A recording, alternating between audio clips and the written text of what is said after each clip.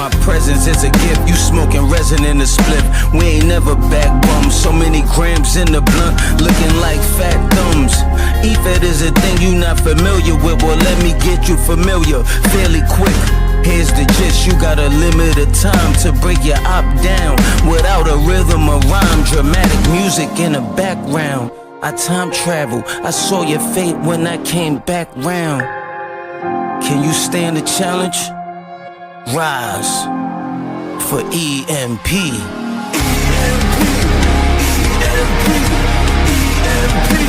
really know what you're fighting for.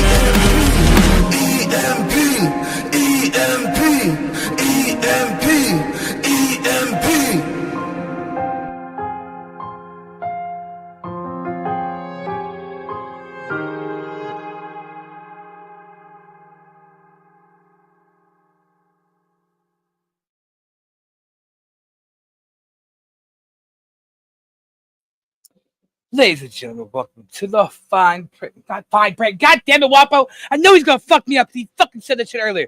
God damn it. Welcome to the Mad Print. Fucking Wapo. You fucking llama fucking cocksucker. Anyways, got going there, guys. I don't know where Wapo is. He's fucking probably trying to fuck a llama or something again. Who cares? But anyways, you already know what this show is. We sit here, we talk shit. Yeah, I'm still bedridden. Shut the fuck up before any of you fucking start your comments. Anyways.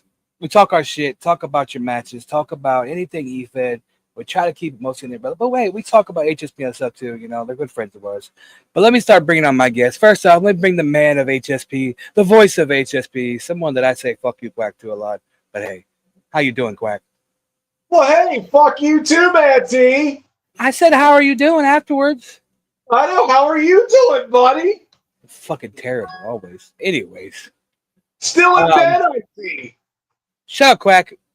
Also, we got Ruby in the back. Ruby!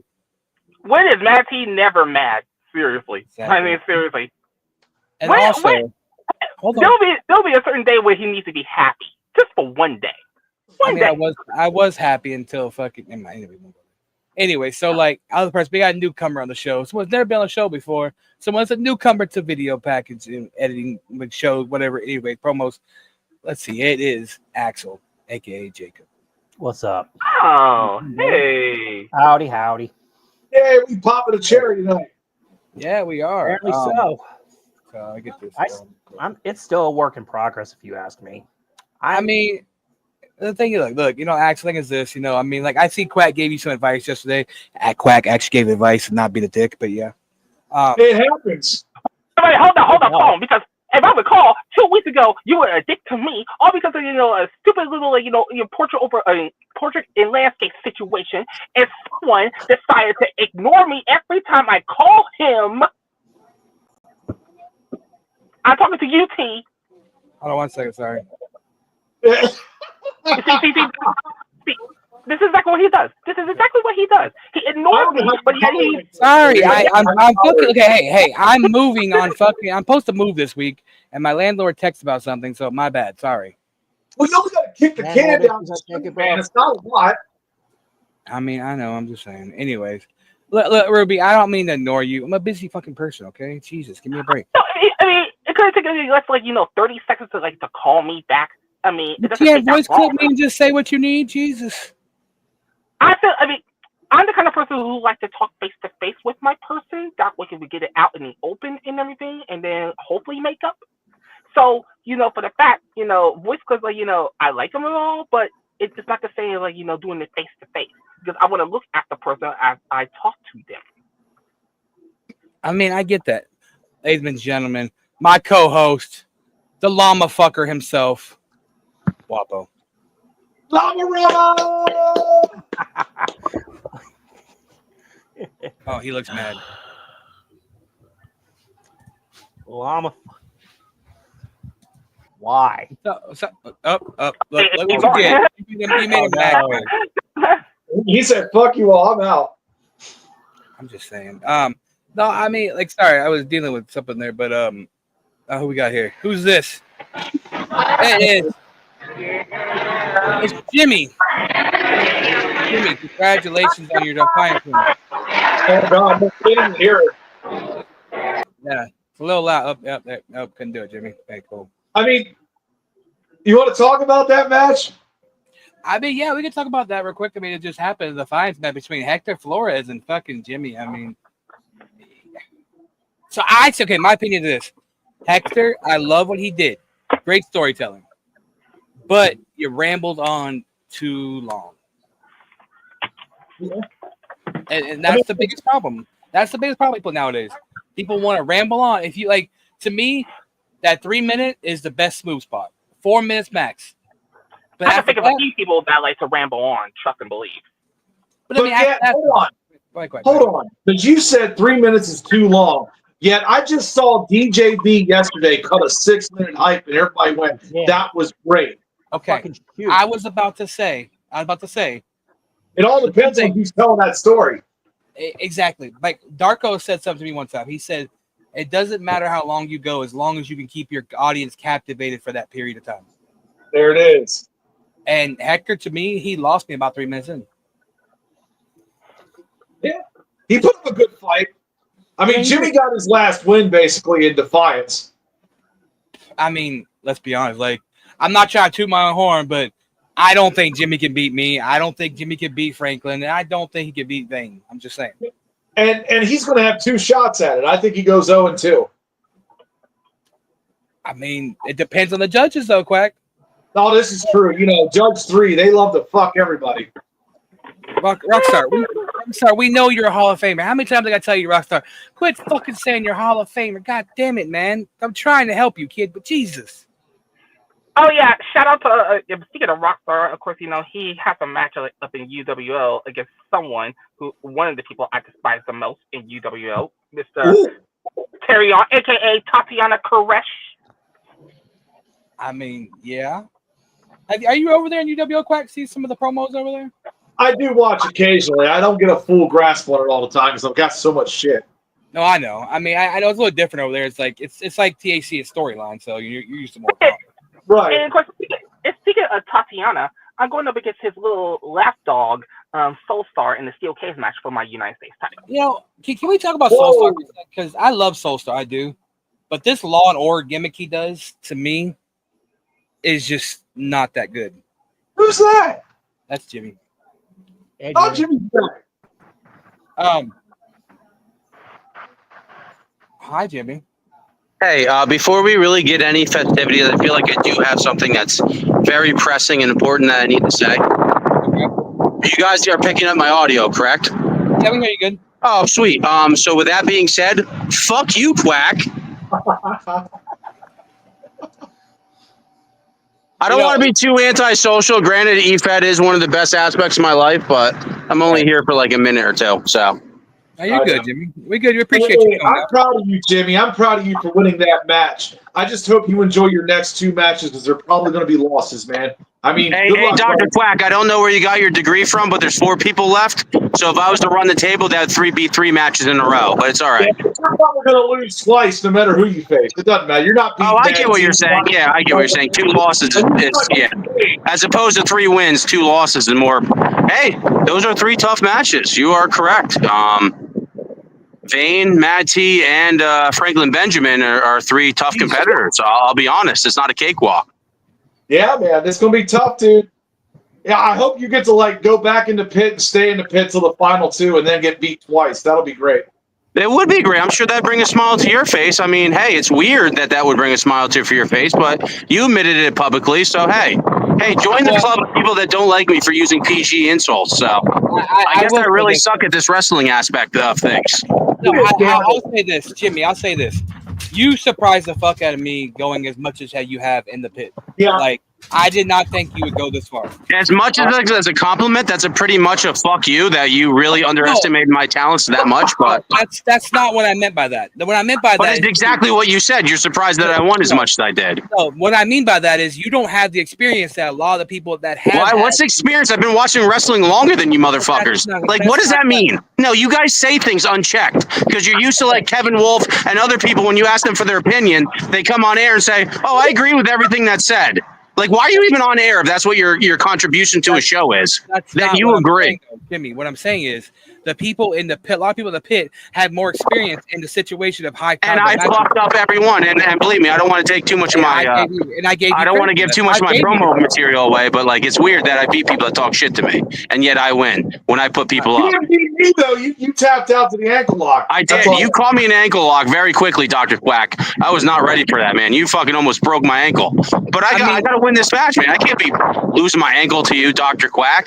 I'm just glad you didn't suffer a heart attack after, man. You had to leave that stream very quickly, and you were hyperventilating a little bit. I mean, but you did beat me. I tapped out to that ankle lock in a weird, unsanctioned match on Setting the Standard. Is Setting the Standard even still a standard since he got kicked out of e-fatting? No. Time out. Is like Setting a Standard win still a win here since that guy got kicked that hosted that show? How does that work? That's weird. So shit, Quick.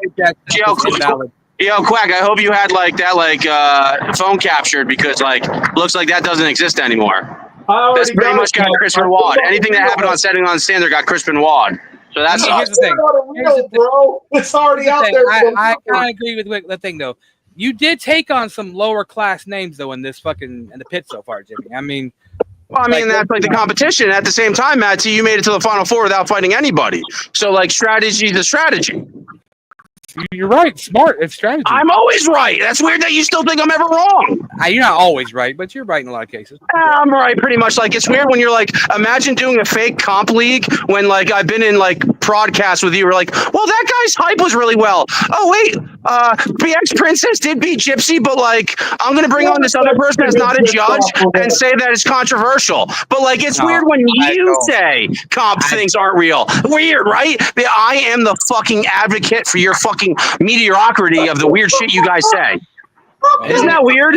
Isn't that weird that you actually make a Facebook post on your real Facebook that say like, imagine running like a weird comp league, and maybe that wasn't directed towards me, but let's be honest, Matt T. Like, who was it directed towards? Matt T, you check out your tongue.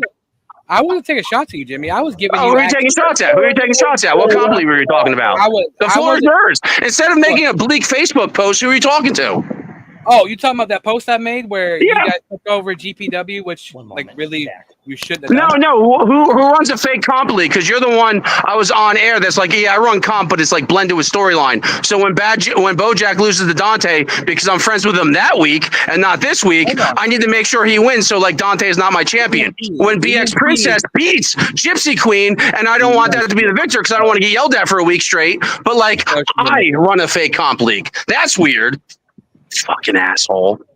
I know. That's why you guys don't like me, because I spit the truth. But I should probably get back to this wedding if people see me and they're probably like, what the hell is this guy talking about? Weird ass wrestling. Weird ass fucking fake ass wrestling, but you're like the Cody Rhodes of comp, man. You're boring. I gotta finish my story, man. I am gonna finish my story. That's the most accurate depiction that you could ever make, Quack. Because like I'm the dream. I'm Dusty Rhodes. I'm the fucking veteran of this game. And like, who are you guys? Solo Sikoa? It's my dad. Man, there's 6 people on air, and like I'm the only one talking. Yeah, I'm done. What's up? Well, I mean, we Because can't you're get the a one word in. talking, bro. Nobody get a word in. I know I do speak a mile a minute while all you guys are like, hey, I'm just happy to be here. Ah. I mean, Blood's like blaming you in the comments here. Blood said, Jimmy mad. I got a better Fed than his. I was Well, I just started. That's a weird thing. Why would I be mad? I mean, I don't know if you guys understand what hating is and like spitefulness, as Matt T tried to DM me, but like being mad at somebody that just started a league to reference HSP, which has been running for 5 years. Why would I be mad? I'm not a hater. I don't have a 2-inch stick that I'm upset with and like, oh man, that's gonna be the rest of my world for the rest of my life. No, I'm good, man. Why would I be a hater? I just disprove everything you guys say, but that's not hating. I don't hate. I don't try to disprove what is reality. I say what reality is. Thank you, Vince Russo. Whatever you say there, Jimmy. Whatever you say there, Jimmy. Well, let's correct it. What's an issue? Here, you got like a minute more of my time. What's an issue with anything I said that's factual? Well, first off, you said that basically that I'm running a fake comp league, which I'm not, because I mean, really, no, you are. Because No. You talk. Let me say something. Fair enough. Okay. So you want to talk about that when you had BX Princess beat fucking Dante? Oh, okay. What the fuck? Tell me how that's not fucking rigged and bullshit. I would love to sponge on why. Bullshit. Because the time limit that you and Bojack made was 3 minutes, and he went 5 minutes. So how would he win? Are you retarded, dude? Am I allowed to say retarded? Is that cool? Because you said it 1,000 times. If the time limit is 3 minutes and somebody wins 5 minutes, how the fuck in your idea would they win? How's everybody tonight? Yeah. Shut his ass up. Oh my god, bro! Like, Jimmy, go back to your party, bro. Go back to your party because goodbye. Yeah, good God, bro! Like, God, motherfucker wants to fucking argue with, but wouldn't fucking talk. Like, God, Jesus fucking Christ, bro. Anyway, I'm doing great tonight. My birthday is in 6 days. That's good. That's good. I mean, my thing is this: like, he wants to sit here and say I call it for a fake Fed. Yeah, because when you take someone else's Fed and try to make it your own, I'm sorry, that's not a real Fed of yours. You didn't do any work to build up that Fed at all. Almost every person in that company, I invited. Almost every person in that company, I built up in that company. Not Jimmy. So, yeah, your comp Fed to me is fake. I said what I said. Here's what's fucked. It's like no matter who takes over a company, about 90% of them fail because it's not the same people running it. Exactly. And people want to sit here and say that EMP was with GPW. The things people don't know about EMP and GPW is that before I turned into EMP, and Blunt Row can be a vouch for this, Bloka could be a vouch for this, anybody that's been around me can be a vouch for this. I did all the work in that company before Bojack fucking took his ball and went home back to CWF like he always fucking does. Again. And exactly. So GPW was my company, not Bojack's company. So what did I do? I took it and I said, hey, we're going to change it from GPW to a new name and actually be my company. No, I'm going to say this on air like I said before. I said you should have just did what you did and killed it. She just took it and killed it. And then everything would have been solved. I mean, I should have took it and killed it, but I was trying to be a nice guy. I was look where we at. And look where we at now. Hey, look, that's what Matt T gets for trying to be fucking nice. Now you all wonder why I'm such a dick. Okay, just saying. Anyways, let's talk about some real shit here. Fucking Ruby. Can I talk about the big announcement today? Go ahead. Yeah, I got it for you, Quack. You know what? Here, I'll run it for you too. Go ahead, you run it. So Quack has an announcement to make, and he'll talk about it after I play the video.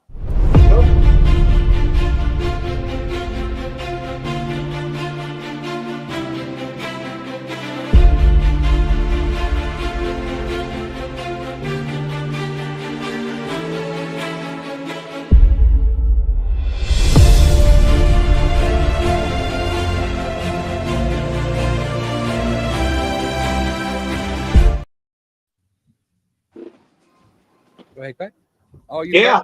I mean, dude, you see that match right there. That is the first time ever at HSP, but it's championship showcase. Oh, Jimmy left. What a Jimmy bitch. left. I kicked his ass out. You do not know what a bitch. You know what's funny about this whole shit? The statement he made about HSP and all that. Before GPW turned to EMP, we had no problems maintaining the card. The moment Jimmy takes over GPW, he has a problem maintaining the card. Mind you, we had, he had that shit running perfectly. The moment Jimmy takes over, everybody jumped ship. What did that tell you, Jimmy? I hope you're fucking watching. What did that tell you, Jimmy? That no matter what the fuck you do, nobody's gonna fuck with you, stupid. Point blank, period. So go ahead, open another fucking Fed. Do whatever the fuck you need to do. Because at the end of the day, we're right. Nobody's fucking with you. Nobody's gonna deal with your bullshit. Point blank, period. So go ahead, open another Fed. Prove us right. Because that's what we like. We like proving idiots like you wrong. Who swears they're about this life when you're fucking not. You already saw me coming in. That's probably why you jumped off, because you, Wapo said he kicked you off. But I get my point. If I was in here, I would have shut his dumb ass up. I'm mad he had you quiet, T. Like, don't let that faggot shut you up. Like, get the fuck out of here, bro. That man is mad soft, bro. That I know, pussy, bro. I know. I just That's didn't point want blank, to. period. No, I get it. I just try not to be like, you know. Fuck that. He nobody in this game. He got no respect. No respect. I agree with that. Fuck that. That nigga soft. 6 foot of shit. That's what he is. All right, so Quack, you want to finish your announcement real quick about that? My bad, Matt. It's all right. Yeah, the 4-way coming up, interpromotional. This is the first time ever we've had a women's match on this. And this is a 2-night event happening in June, 26, 27. We got Gypsy. She's going to be representing THC. We got Corella Devant. She's going to be representing EMP. Candace Wolf representing HSP. And we've got Skate Gergard. She is going to be representing Elite Marks. I've never seen her work before. That's interesting. I never seen it either. I was just say that. I've seen her recently. She's actually got a match for a title over Elite Marks against Mama Purge, the women's championship, I believe. I see Foundation got a female in there recently. She don't compete? I think she's the GM of WGP. Okay. Yeah, Miss Omnia, yeah. That's By the way, she's doing a hell of a job. So I mean, like, you know, to me, like watching that match right there, to me is awesome because, I mean, that's three women in comp. Like 3 out of 4 women are in EMP in the comp, and you know, I take fucking pleasure in saying that EMP has the best comp women's division out there right now, and like to see 3 of those women from my company in thing, and the CTHC, which is a newer company, less than 6 months old, being represented in a big fucking thing like that. That's hats off to you, Quite. I appreciate the opportunity for us to be able to do this. I'm happy with this. I'm glad to see more women in promos. We haven't seen this in many years. You get like 1 or 2 there, but there's more coming out more often now. And I'm loving it. Yeah, I mean, like, and Gypsy could walk out like as the Fierce Women's Champion at Mania. So I mean, she could be walking in this match as the EMP Fierce Women's Champion. You got Corella, who is an up and coming fucking talent. She's always taking advice, always learning. I mean, she was in the Grand Prix. And what place did she take in the Grand Prix, Quite?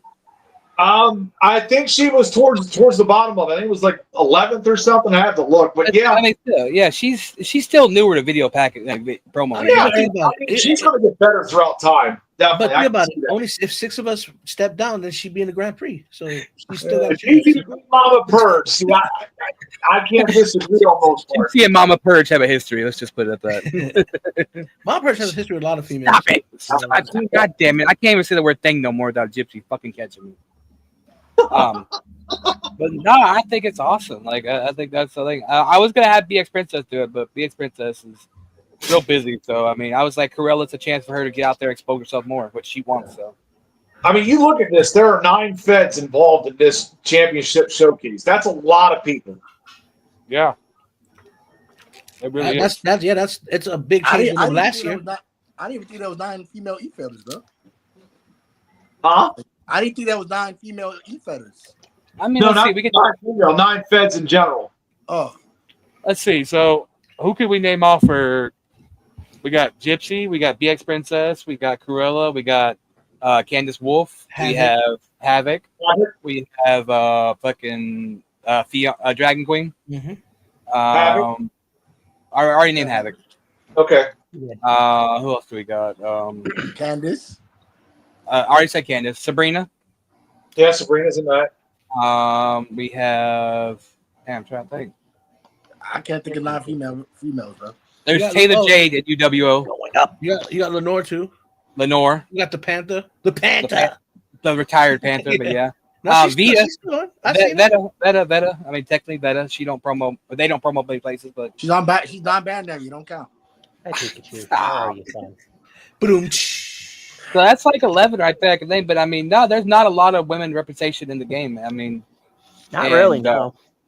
you know, it's I nice to take see. it You know, you want to join the fun, don't you, kitty cat? don't fuck your cat like fucking Wapo fucks llamas. Hey, man. hey. You guys. Shut up. Go on, Pika. Go.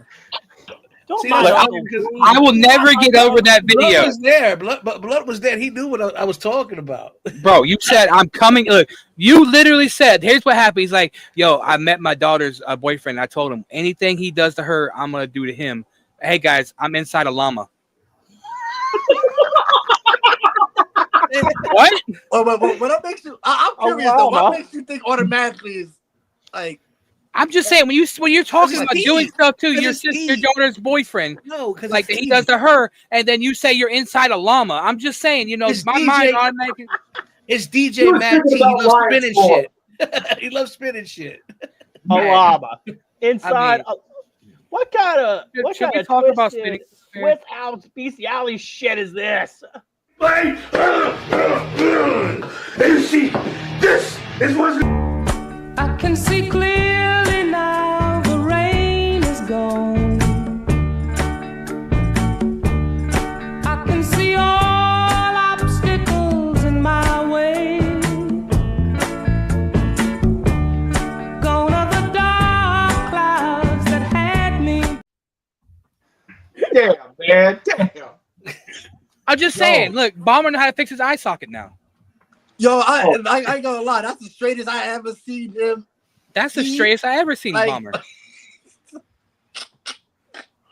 Stop. Yo, the eyes were matching for once. You know what I'm just Like, saying, bro. Like, Let me stop, bro. Oh, man. look, you know, but all I know is that whoever, like Johnny Blade, when you get that title, you better fucking wash the shit out that title because Candice and Bomber did some nasty stuff with that title. I'm just Oh, saying. God. It wasn't a secret. Oh hell no! You might as well throw a pint of fucking hand sanitizer on that shit or something. I'm just saying, bro. Like, you gotta pour a whole goddamn bottle of bleach on that motherfucker. A gallon, 99.9% alcohol. That's funny. Look, fucking Phil, I'm funny. dead, Phil. Hey, Phil, Yo, don't let me ever judge Bomber or match, bro. I swear to God, I'll fucking eye contact. It's gonna be May fucking 9th. awesome. May 9th. Oh, yeah. Oh. Coming soon, man. Oh yeah, it is the anniversary of this right here, boys and girls. Hold on. May 9th, because your dumbass don't pay attention. May 9th. Oh no. Oh no. Actually, it will be the date that he said. It'll be the actual match. Yeah. This will be he's right the once a May 9th year. will be the match that he's talking about. Well, he's right once a year, so I mean, You know, That's crazy. I'm about to come up a 1 year HSP. That's crazy. that is crazy, bro. damn, it has been. Well, Yeah, it's about to be a year. July 9th. damn. July Yeah, 9th. I was out of HSP for like 3 months, and Quack brought me back. I don't know. You got yourself back. You got into the gauntlet. I phoned that motherfucker in, bro. I'm just saying, like, look, I was trying to No, fucking you could tell my man didn't try that promo. not at all. You could Because tell. here's the thing. So I had all this shit piled up for fucking Bo. And then I was like, whenever I fucking made him leave Facebook, you're welcome. Then he came back. I was like, well, you know what? Here, let me just give someone else a chance. And then fucking, oh, well. You squeezed in there. You're welcome. Like we wanted that to happen. Like You're welcome. Notes for Lord. You squeezed in like a suppository. I'm telling you, you were right in there.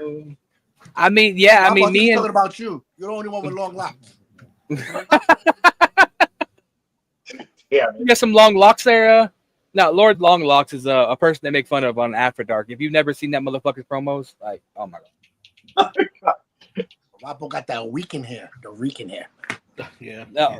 What did you say last? What? Oh, who was it? Dragon Queen? What was it? You or no? Was it you, Wapo? That said you were like Asian Rican. No, that was that Dragon Queen. Oh, Well, I Dragon said she's Queen, okay. Asian Weekend, yeah.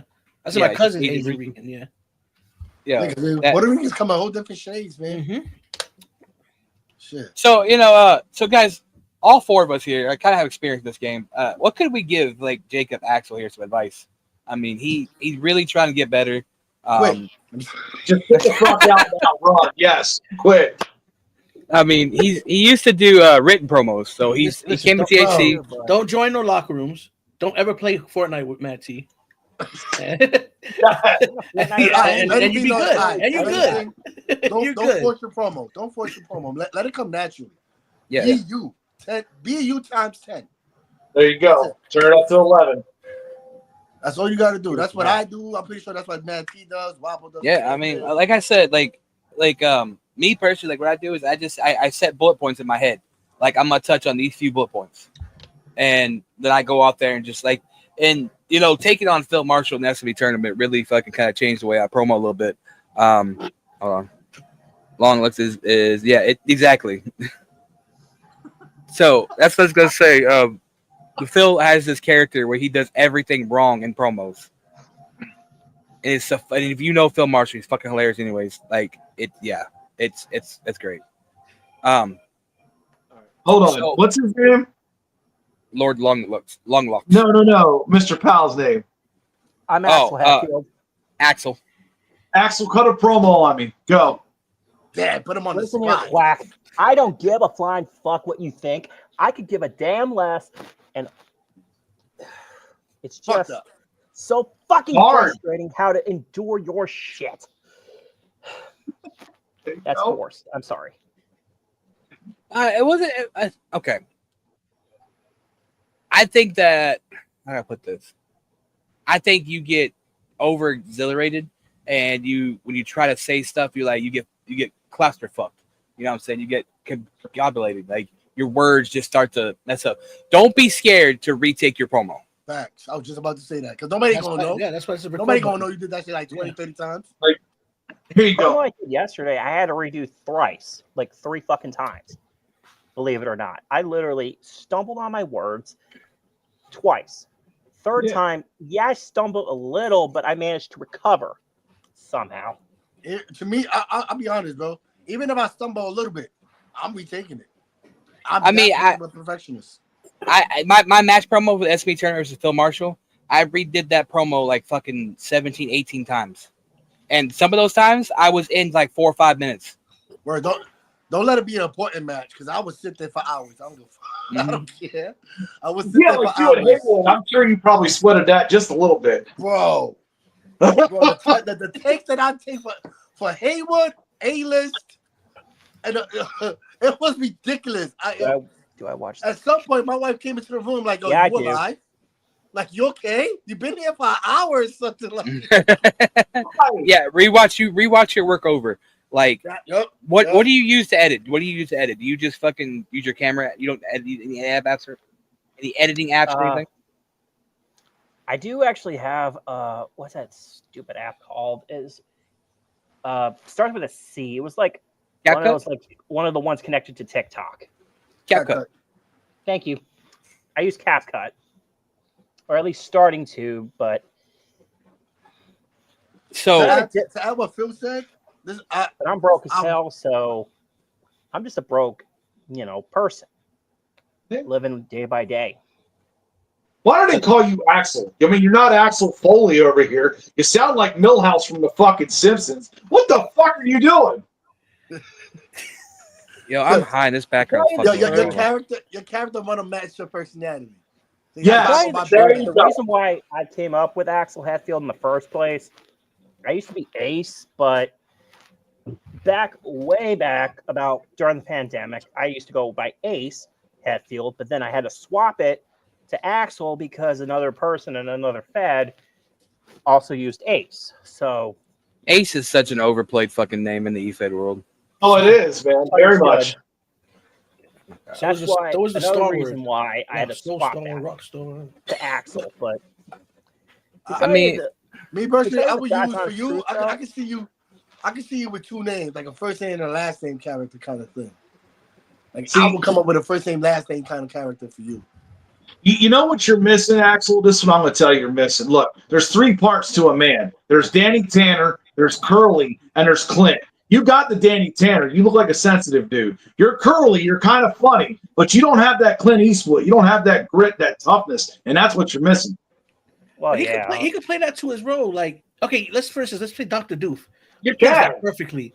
I think he could be like a serious Dr. Doof character. You know what I'm saying? Somebody that's just messes up all the time. You know, like I think he'd be good doing that. You know, like play to his disadvantages. character. Yeah, like play to his disadvantages. You know what I mean? And that's your strong points. Now, one thing that you should do is always do your homework and never lie, bro. Never lie. I hate when people lie in their promos, The bro. massive cop, though. Johnny Murderface, massive cop. If you're going to lie, make sure they believe. That's all that matters. Yes. Exactly. That's why I said, like, promo like yourself, because you're not going to lie. Well, like, you're not going to lie. Just exaggerate. You're not lying. You're just adding 10 times the value. Well, yeah. Like, that's all. I exaggerate everything I do. I exaggerate. My emotions is more exaggerated. But I say things that I would normally say. When I call T a fat fuck in a promo, it's because normally I will call him a fat fuck. Yeah. I mean, I'm very fat, so let's put it. No, I'm let's just get being that in out of the general, way. like- I'm trying to lose weight. Like say something. Say something you would normally say to insult somebody to make it just sound like, weird. just like I would say, Mad T probably his meth house blew up because probably his meth house blew up. I would say that. Exactly. I mean, look at Blunt here. He looks like he could pass off as fucking. Sound Aladdin? Could pass off as like somebody that fell out of fucking Oz or something. Surgeon told me that. Oz. No, he didn't. Yeah, seriously. He came on the call one day. He's like, "Yo, I was talking to my surgeon, and you would believe motherfucker just called me." What? Yo, he walks in, and this is the first time I meet him. First, he walks in, he was like, "Oh, you trying to audition for Sound Aladdin?" Like, he went him. Yeah, his surgeon for his kidney surgery. Yeah, that's what he said to him. I heard it all the time. Oh my god, that's funny. The shit is when it comes to junk, they can't let nobody get like.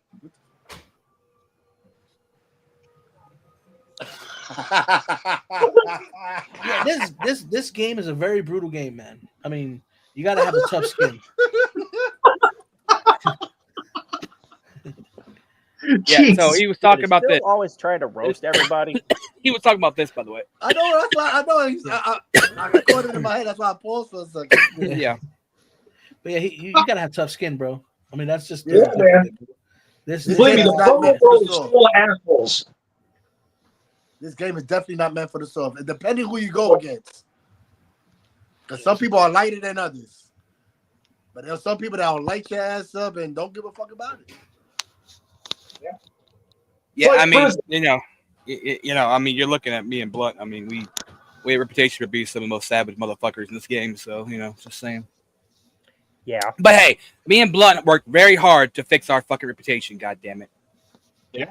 We're still assholes, but I can always go back to that shit. Don't get it twisted. I mean, I'm just saying. Like, ask Quack. When Quack first met me and Blunt, oh goddamn, like, yeah, we were assholes.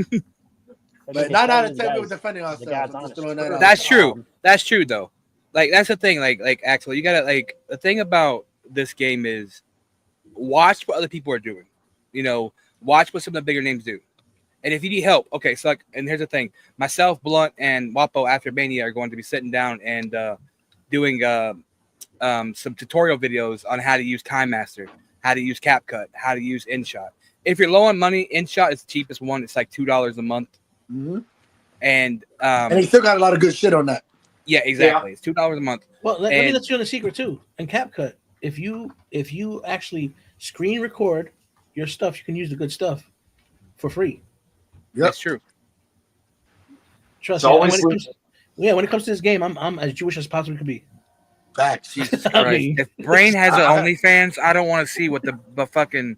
Wait, I got an OnlyFans? What? I hope not, bro. Yeah, I hope not. I know I'm on my back for reasons, but goddamn, Brain having OnlyFans, bro, I could not keep the fucking. I threw up in my mouth.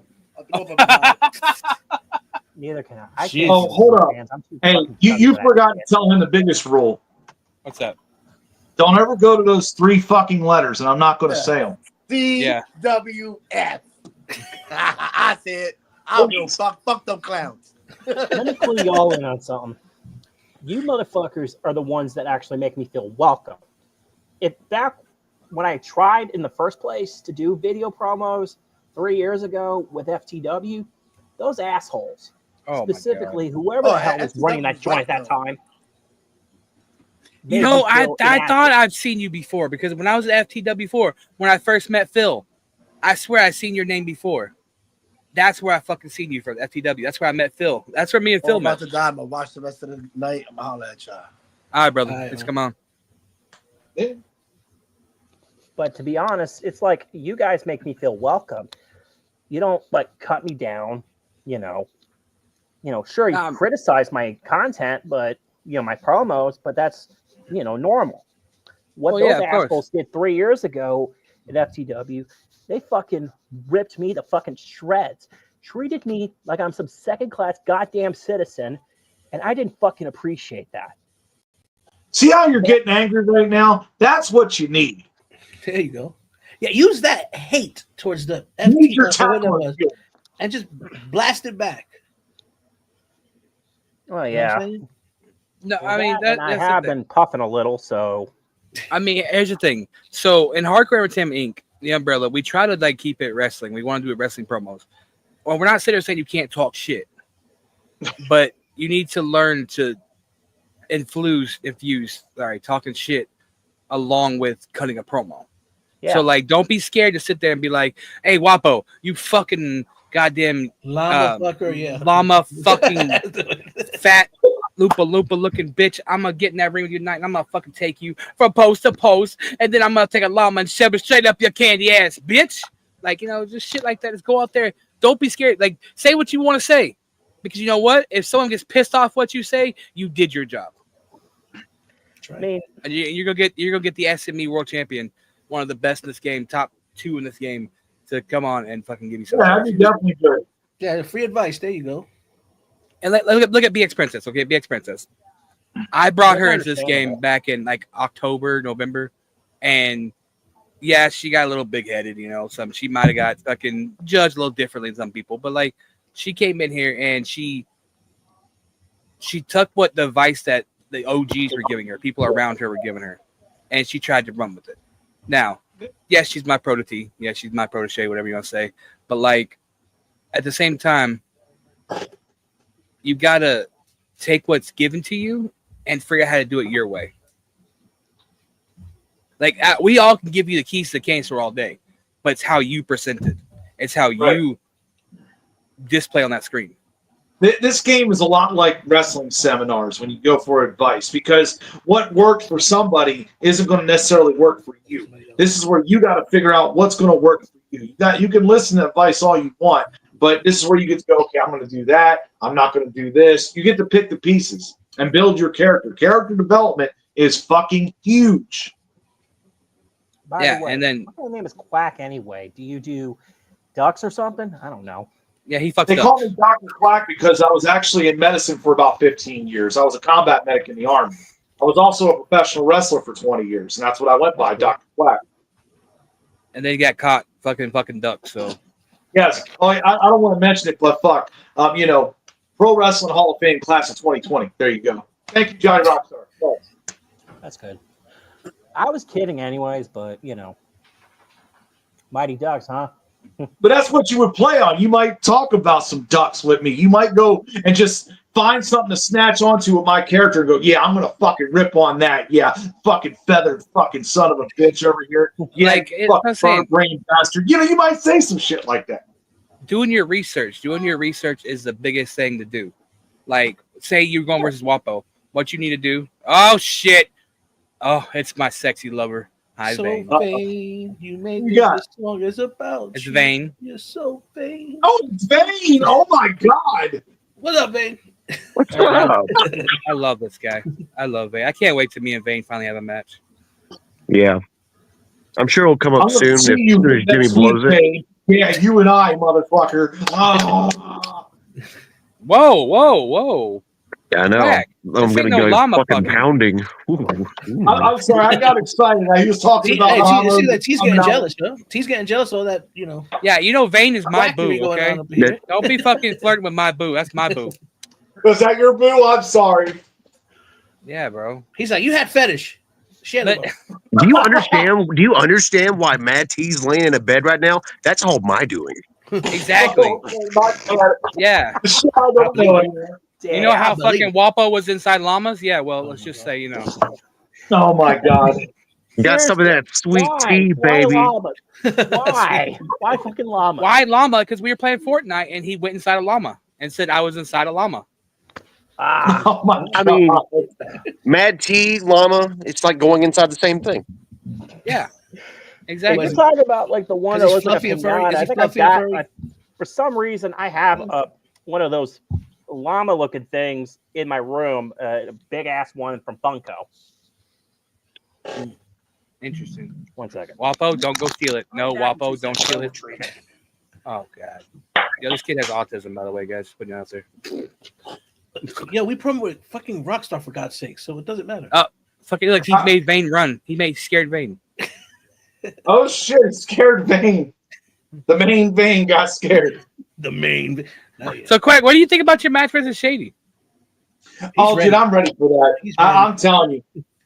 That is going to be one of my favorite matches of all time. I'm telling you. You kids out there, you make sure you take some notes. 'Cause what, Damn it. taking on legends. So Axel, watch this match. You got to watch this match. Yeah, there's a match That's for you to right. watch. This Look, yeah, That's that's what- the same looking thing for fucking Fortnite. It is. That's what it is. It's a Fortnite llama. You play that game more than I do, and I know that shit, man. What do you mean believe it I or play not, more I than just you got do? this fucking thing many years ago at a yard sale. I mean, You know.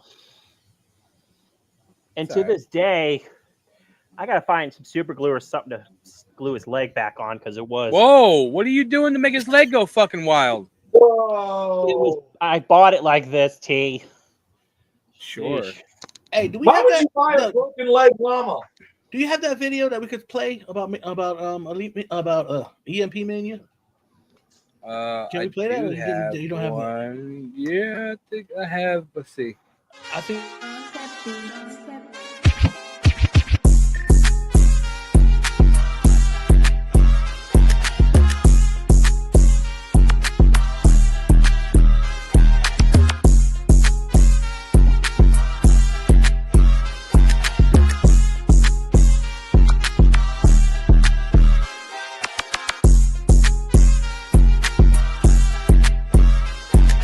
Purchase your tracks today. That's night two. That's it. I That's don't that's have night any. two. I have night one. Okay, here's night one. Oh, here's night one.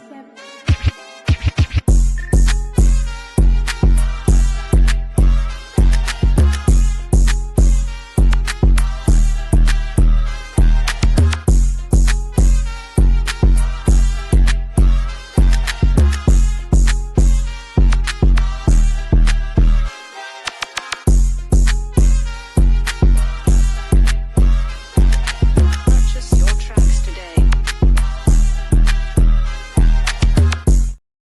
You know, look at night one. Like, I think both nights are stacked. I tried to fucking level out both nights. I mean, you know what I'm saying? Yeah. Like at night one, I mean, you got Axel versus Casey Luchador. I mean, like That's gonna be a good match. it's gonna be a good the match. I level, mean, yeah. like the thing is, Casey Luchador he's our national jobber for every fucking company. But like- here's the thing, though. Here's the thing. See, like Quack got this figured out. You see, no matter how, I don't want to say bad or okay, let's say how low level or maybe how inexperienced a competitor is. So what Quack does is he levels the playing field, so it's a good match regardless. See what I'm I mean, saying? yeah. So that match that you're doing with Casey Luchador versus Axel might be something to watch because they both pretty much, you know what I'm saying? Yeah, they're about the playing that- field here. I mean, it's And an yeah, it's not about opportunity who's to yeah. experience. It's not about I mean- who's good and bad. It's how you pair them. And the thing That's is what too, makes it Axel, worth you watching. could literally take your promo. You can come to pretty much me or Wapo. I mean, even Quack too. Quack's a little busy. You can probably go to Quack 2 some sacrifice.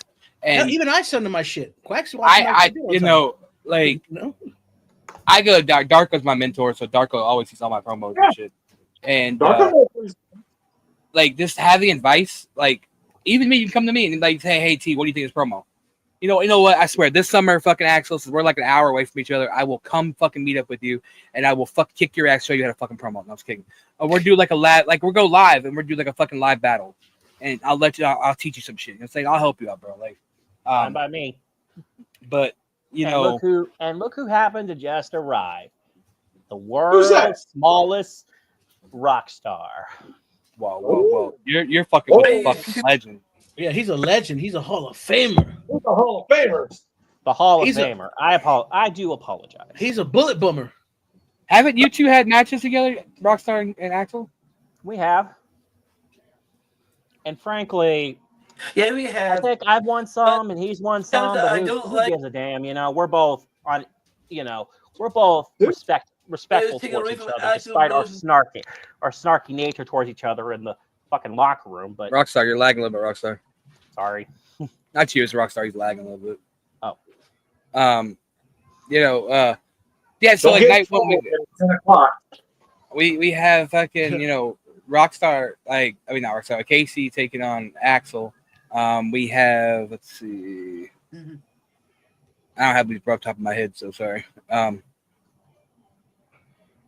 So night one, we have Casey versus Axel, and it is a crowns on a pole match.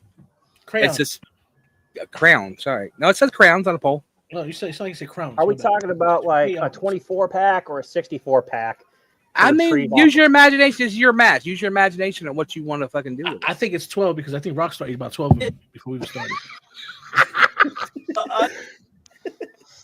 Dude, you can't underestimate Johnny Rockstar. No, you can't. That's why I give him his shit. Then we have Ed Coop taking on Brackus. This is for the most improved. You see, Axel, this is what you should be shooting for in EMP. You should be shooting for that most improved title. That title was invented for people that are newer on the rise. and they're on the rise, Yeah. stuff like that. Yeah. I mean, you did just have a match with Havoc, but what you fucked up at is in EMP, you got to realize EMP, we have a one judge hype and a match promo. You didn't hype at all. Because I forgot. I didn't even know I had a match. Honestly, You're good. Because I was. That's Wapo's To tell fault. you the truth, my mind was on autopilot. Damn past week. GM. I dropped the ball. I'll take that. I apologize. Nah, it's Wapo's fault. Blame Wapo. He's the GM. Blame it on me. I'm sorry. That's my fault. Sorry, Wapo. Nah, it's Wapo's fault. Don't be My sorry. fault. I'm sorry Fuck to it. you, Axel. I apologize. I'll make sure that I'll be in inbox to say you got a match. Yeah, like that's the thing. Like you didn't do bad versus her, but I mean, like again, there's a lot of stuff that you do that you're just not thinking of. Like, for instance, like there's this New York thing. Like these motherfuckers all talk with their hands, and I see you do that shit a lot too. I don't mean to. I mean, it's my. But what you do is that put your hands down here and like do it down on below the camera. We can't see you doing it. But don't make it look like We you're call jerking it off or Jimmy nothing. Johnson. You know what I'm talking about here? Jimmy Johnson coming out here. Because we're going down the Yep. field. That's what Jimmy Johnson does. Yeah, exactly. But yeah, I mean, just like you want somebody to help out. Like, Like we do it when we train professional wrestlers like RKO. yeah, what Rockstar said. Can you speak up, please, Rockstar? I genuinely cannot hear you well. Yeah, you're lagging a little bit, Rockstar. But You know, it'll be fun. but If Rockstar and Axel do a little online battle. There you go. I think we that could do a live battle, Axel versus Rockstar. Rockstar, Yeah. you down for that? Is it tonight? Right now. It could be right now. Do it. We'll give you guys a minute and a half each. How about that? There you go. How's All right, hold on. Let me get my. You got timer, Wapo? You want me to do it? Shit, I can get a timer with it. Hold on. So you want to go ahead and do a minute and a half, right? Yeah, do a minute and a half. We'll let Rockstar go first, since he's the Hall of Famer. Oh, look, Rockstar, it's your favorite person. Who's on here? Hello. I'm slowly not being ill. Oh my God! Every time I hear How him you talk, doing, I feel like I'm in a basement. He's about ready to like do some like pulling my arm, pulling my legs. Like one of those. Yes. So Phil, we I were love gonna let Rockstar and Axel have a live battle for a minute and a half. Yeah, but I can This would be the. Hold on, Rockstar. Rockstar, we're gonna get ready. When we tell you to go, you can go. Just wait a minute, all right, Rockstar? I'm Wait ready. for whenever Wapo. you are. I'm You ready, Wapo? Ready? All right, Rockstar's gonna go first. All right, Rockstar, how you doing? When Wapo says go, go. Ready? Go. I am so nervous. I haven't done my first battle in ever. And so, as we go along that way, I'm going to face Axel. But I want to be Guns N' Roses Axel Rose. And he's always to me is Seth Rogen. So I don't know about that. What is going on with that? So I can't think of anything else. So I'm gonna do like the Prize Stone of Black Out. Then it's like the Blue Shade of Reckoning to the Axe. And probably some others I can think of. But the System of Thunder. Then after that, could be some more coming around that way. You punk ass idiot. You want to be Seth Rogen? Or I want to be an Axl Rose? So, that's it right there. All right. All right. You ready, Axel? I'm ready. Just let me put Wrong guy. it down real quick. Okay. Right. Ready? Set. Ready. Go. Hey, does anybody understand what the hell this man is saying? It's like that scene from fucking Who Framed Roger Rabbit when it comes to Rockstar. You know what I'm talking about? Fucking Daffy and Donald Duck and in the Copacabana or whatever they call it. Calling me a Seth Rogen wannabe or a ripoff of Axl Rose. Genuinely, you don't know the fucking half of it, man. You don't. All you are is just a waste of space. All you are is just a waste of time. You don't know anything about me at all. You just assume what little I have given you. And frankly, sir, kind sir, Hall of Famer, you just don't get it. You don't at all. All you do is cut the wrong set of people down. That's all you do. And what does it get you? A bruised ego, possibly a broken leg,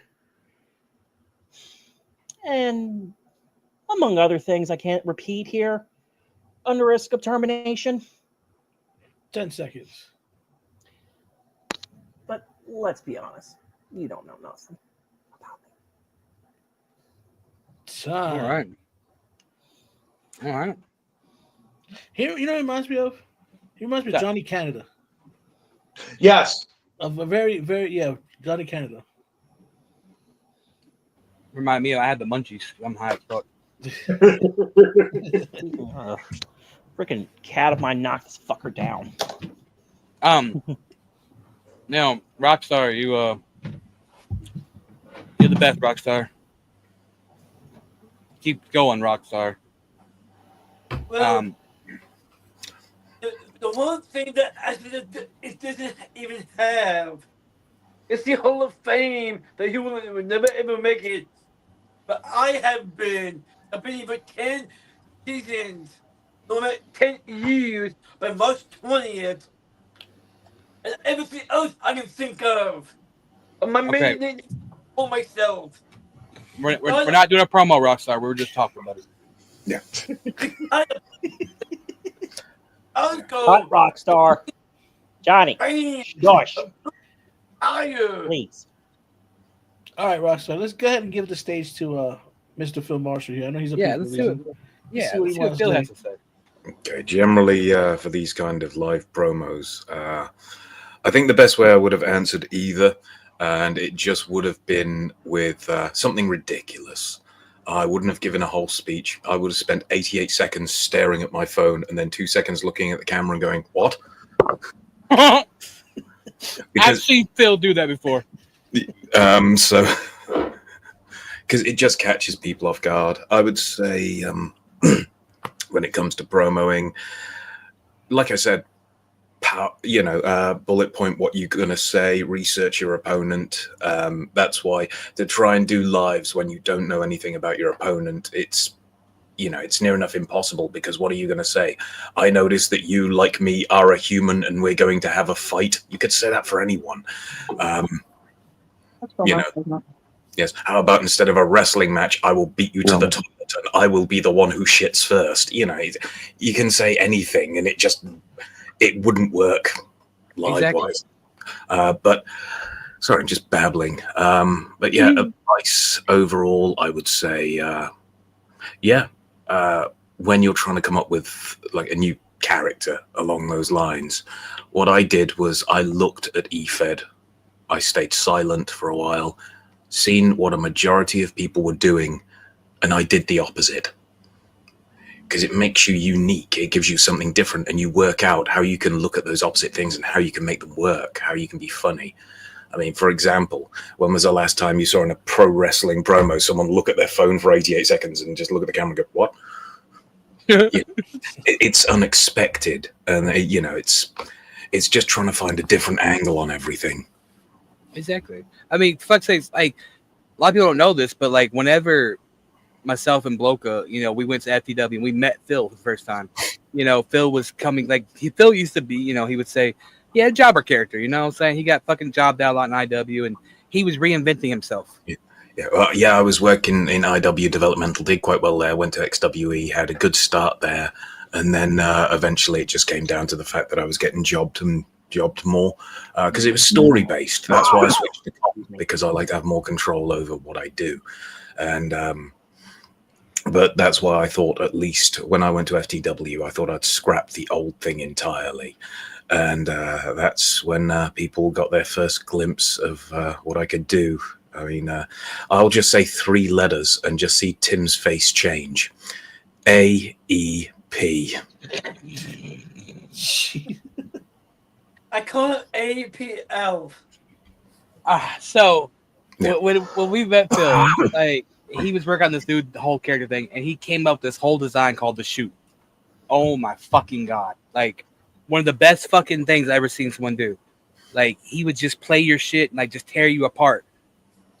Like, a little screen pop up and your promo would be playing and he would tear you apart.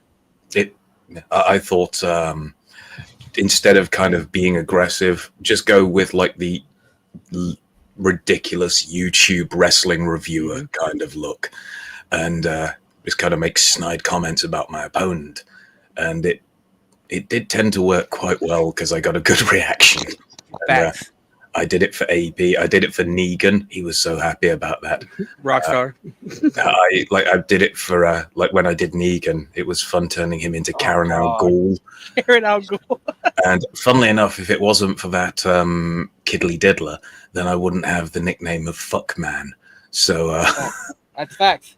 Yeah, it all started when one of the things Negan used to do was his big insult was calling you a fuck boy. I don't know about you gents, but I was thoroughly insulted.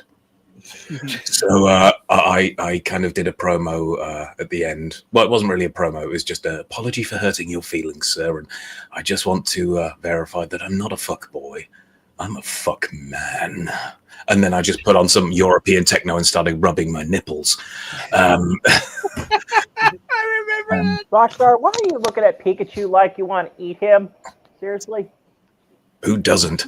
Chinese food. I do Chinese food. It's one of the buffet, and Rose is a Pokemon, a Pikachu. Another thing, I've seen Phil take a fucking goddamn ship container called Tarquin. Oh yes, a shipping container. Essentially, in my first promo. How did that start off? Because I forgot who you're. Oh, you're fucking with AEP. Yes. Yeah, he would refer to his championship and call me the number one container because he wasn't very good with words. So I said to him that I have a number one container too. His name is Tarquin, and just showed a picture of a shipping container on the screen and said, "And yes, ladies, he's single." It went so over. He even had merch for it. Yeah, Tarquin has T-shirts. You can buy a Tarquin T-shirt. FTW even had a match with Rajax versus Tarquin. And the entire match was until someone just dropped Tarquin on him and the match was over. Yeah. He lost to a shipping container. But that's the thing, Yes. though. Like, so that's the thing. Like, what Phil's trying to say is, you just think of something outside the box. When it comes to me, there'll be merchandise with me holding my cat Pika here and say, Here's the thing. pussy maggers. All you gotta do is think of something outside the box, like something that will work. Like, think of something that, you know what I'm saying? Yeah, if you can do something that no one expects. Right. I mean, for God's sake, I mean, who thinks of a fucking shipping container? I don't think of that. I don't know where it came from. I just heard him say a word wrong and think I'm going to attach an entire thing to this.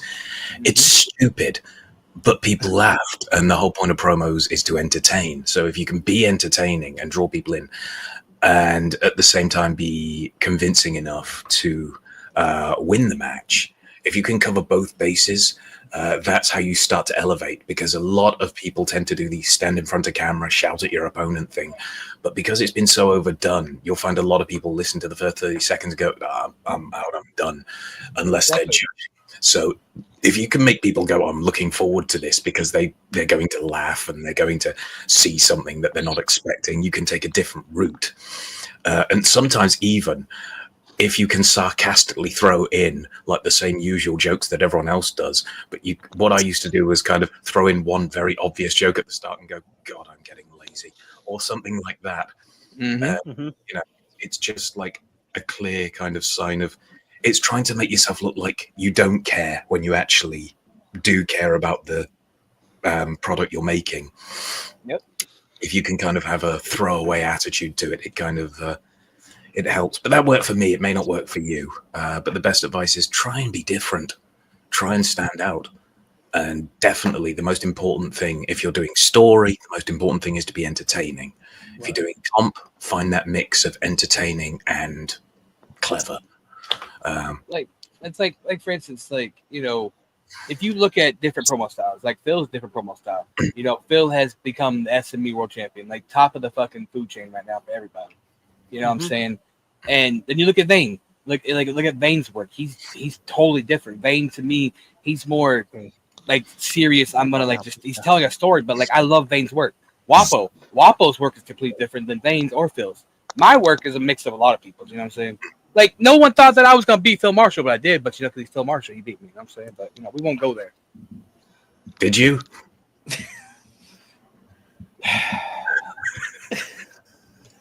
Like, yeah, the thing is, like, there's so much history between me and Phil, and me and Phil never had a match. And then we had a match, and I was sick as a dog. And then when it came to SME tournament, like, he took a Dante, and I was like, okay, I know I'm beating like TJ Shadows, so I just beat me and Phil too. I literally did like 17, 18, 19 takes just to get my promo right. This motherfucker comes out here and beats me in 3 minutes. And I was like, and I did like a 5.5 minute promo. And I'm like, what the fuck did I fuck up on? Then I looked at him like, okay, if I would have shortened that promo, I think I would have had a better chance. Yeah, I would say try and make the promo as compact as possible, because the more content you can get in with the less words. Yes, this is live. Exactly. Then you can deliver more of a message. And one of the things I always try to do is look at, I don't know how to do this, so I'm going to go off and learn. Like through the SME tournament, I used Blender a lot to build. Instead of just using a background image, I built actual 3D stages in Blender. Yep. And I had like cameras going through them and all that kind of stuff. So I would use these 3D models I built as a place to stand in. There was one at the back where I was facing Vagabond, and it was a bunch of TVs and like a bunch of equipment at the side of me. And so I built a room for me to kind of walk into and stand in, and I just green screen myself in. So I always think, if there's something I don't know how to do, ask someone, or Google is your friend.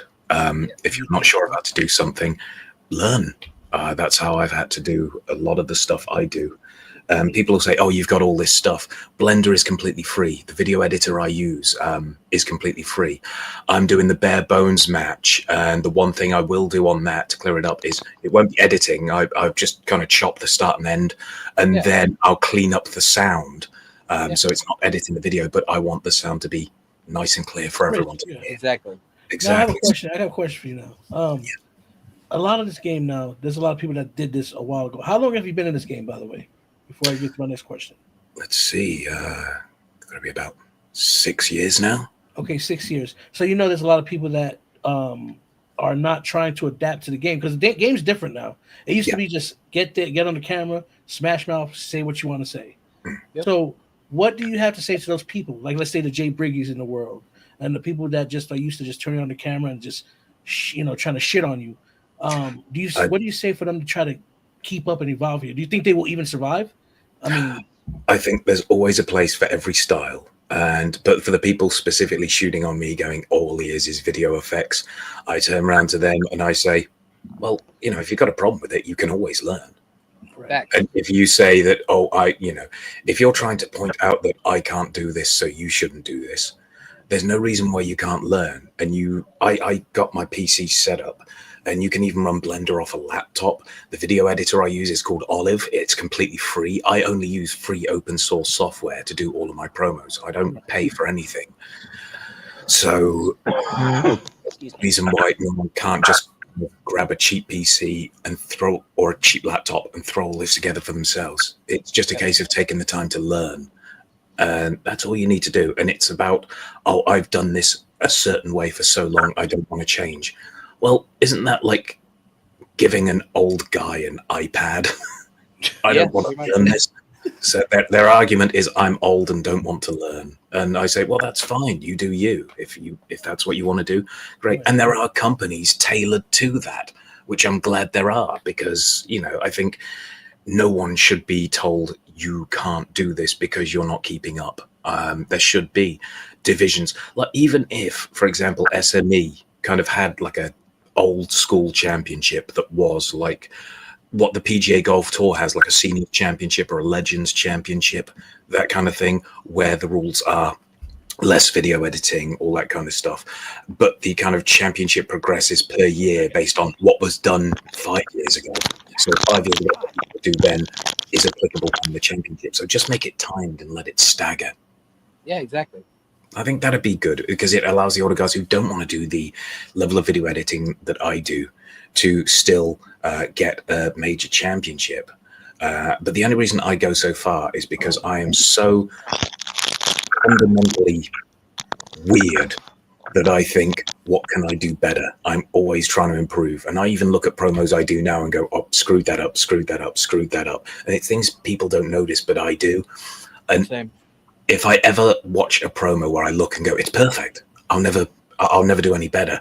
That's the point where I might as well just retire. That's true. The biggest person to tell you what's wrong is yourself. You're your biggest criticism, So, I mean, that's the only way you get better. It's like with me, I go to Darko over a lot. And Darko's someone that he doesn't edit his videos really, but Darko is one of the best out there. Yeah. But he barely does any editing. He might put a filter on and shit. But I go to Darko and I'm like, hey, what can I do here? And he'll tell me parts where my talking where I fucked up. But me, I can go to Blunt. Me and Blunt and Easy Phil, like we're editors, saying we're heavy editors. So I can go like, hey, what can I do better with the edit here? You know what I'm saying? For like video play. And that's what you need to do. That's what you need to look at. Exactly. Yeah. I think one of the options you do have when it comes to a lot of these programs like CapCut and a lot of other of these phone video editors is they do have the option to delete the background as well. Funnily enough, I got one just out of simple ease on my phone. I'll tell you the name of it. It cost me like £3. Not the greatest thing in the world, but it does a decent job. It's called, let's see if I can find it. I can't. I'm a window licker. Oh yeah, there it is. It's just called Video Background Removal, and you can just run it through that. It removes the background. I'd say make it green, or if you're wearing something green, make it like a bright blue, and then you can use that blue as a way to delete the background when you pull it into CapCut or something else. Yeah, that's the thing. People don't understand. Like, you don't have to have a green screen. It's any solid wall. Yeah, white wall, a white curtain, blue curtain. As long as it's the opposite color of what you're wearing, it works. Yeah, Yeah, I'd say with a white curtain, a bit more difficult because I'm Yeah. the pastiest of white guys. Well, So, yeah, not as white people, but you know. what I'm you saying. just see eyebrows and a pedo beard. So, in my case, so I do use a green screen, but like I said, you don't have to. But the reason I do is because it feels more natural for me to get that green screen set up the lighting correctly. I'm really anal at this. I can see people watching this kind of going, God, this guy's obsessed. No, he is. He literally is. I've been in calls with Phil where he's talking about this. I'm like, Phil, that's the littlest shit. He's like, I don't care. That's got to be the. Like, he's so anal about shit. Even your own promos. I've asked Phil shit, and he's anal about certain little things that I do, and I'll be like, all right, I get what you're saying, Phil. Yeah, and it's not to shoot anyone down. It's just to say, I know you can do better, and I've seen you do better. But for people starting off, and they won't be able to be at that point yet, then don't expect to be masterful in your first promo. There will be screw ups, there will be cock ups, there will be things you can learn, and that's all part of the process. We all started from that bottom rung. We all started jobbing. Yep, it's true. It's true. So, Hector Flores is here. I wanted to talk about his Defiance match tonight. Hector, how you guys doing? What's up, Hector? Trouser frictiony. I'm gonna skedaddle. Y'all take care. Peace. All right, Jacob. All right, buddy. You have a good night, bro. Have a good one, Jacob. So Flores, you did a good match with Jimmy tonight.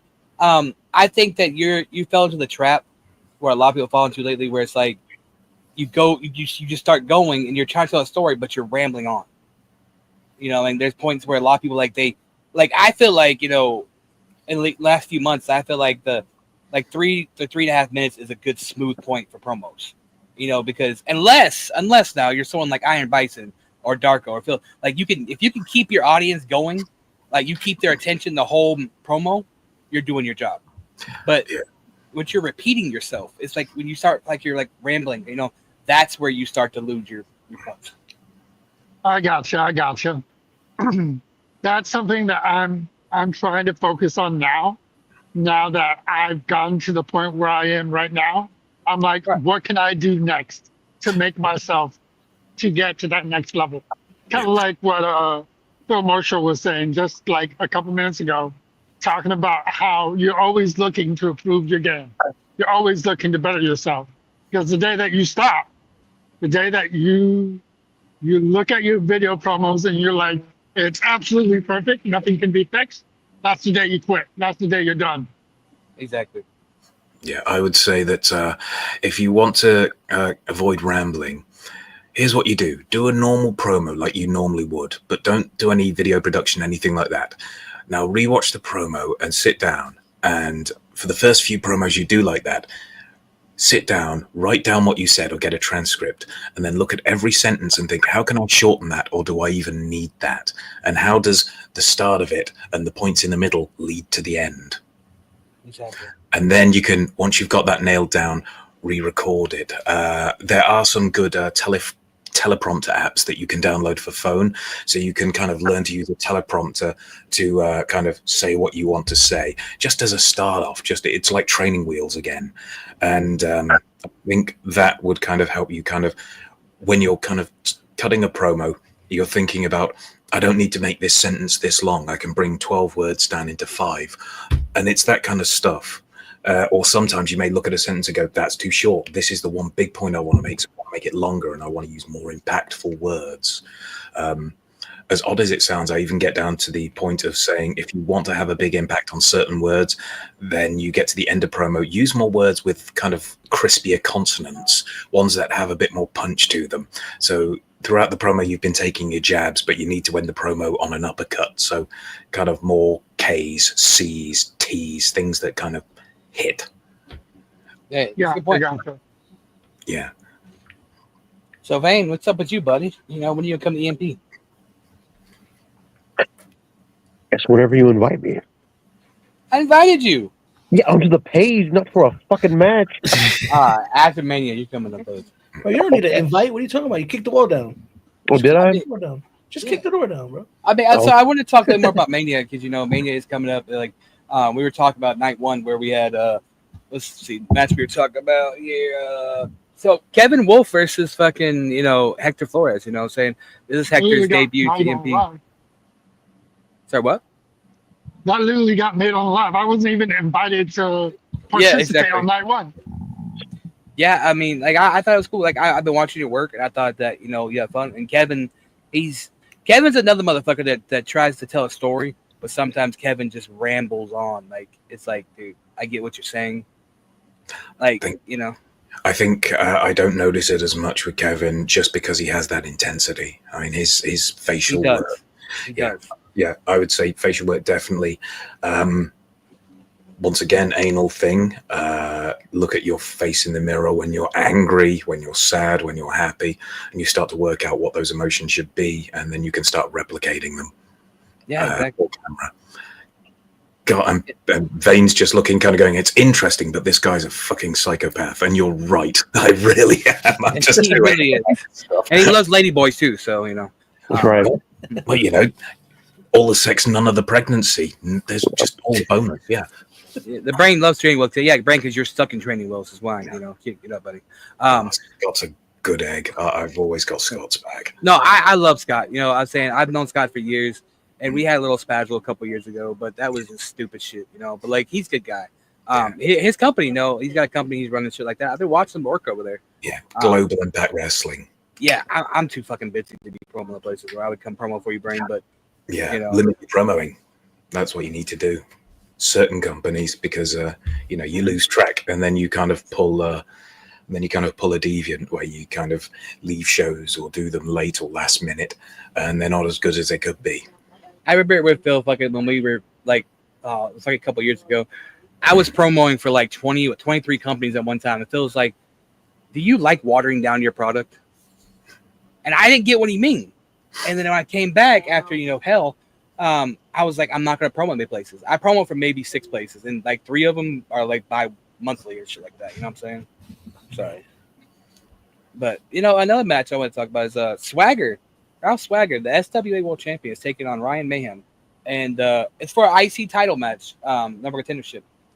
Justice D. A lot of people don't know Justice D, but Justice D is a hell of a fucking Justin Barr. He's a hell of a fucking promo artist. You know what I'm saying?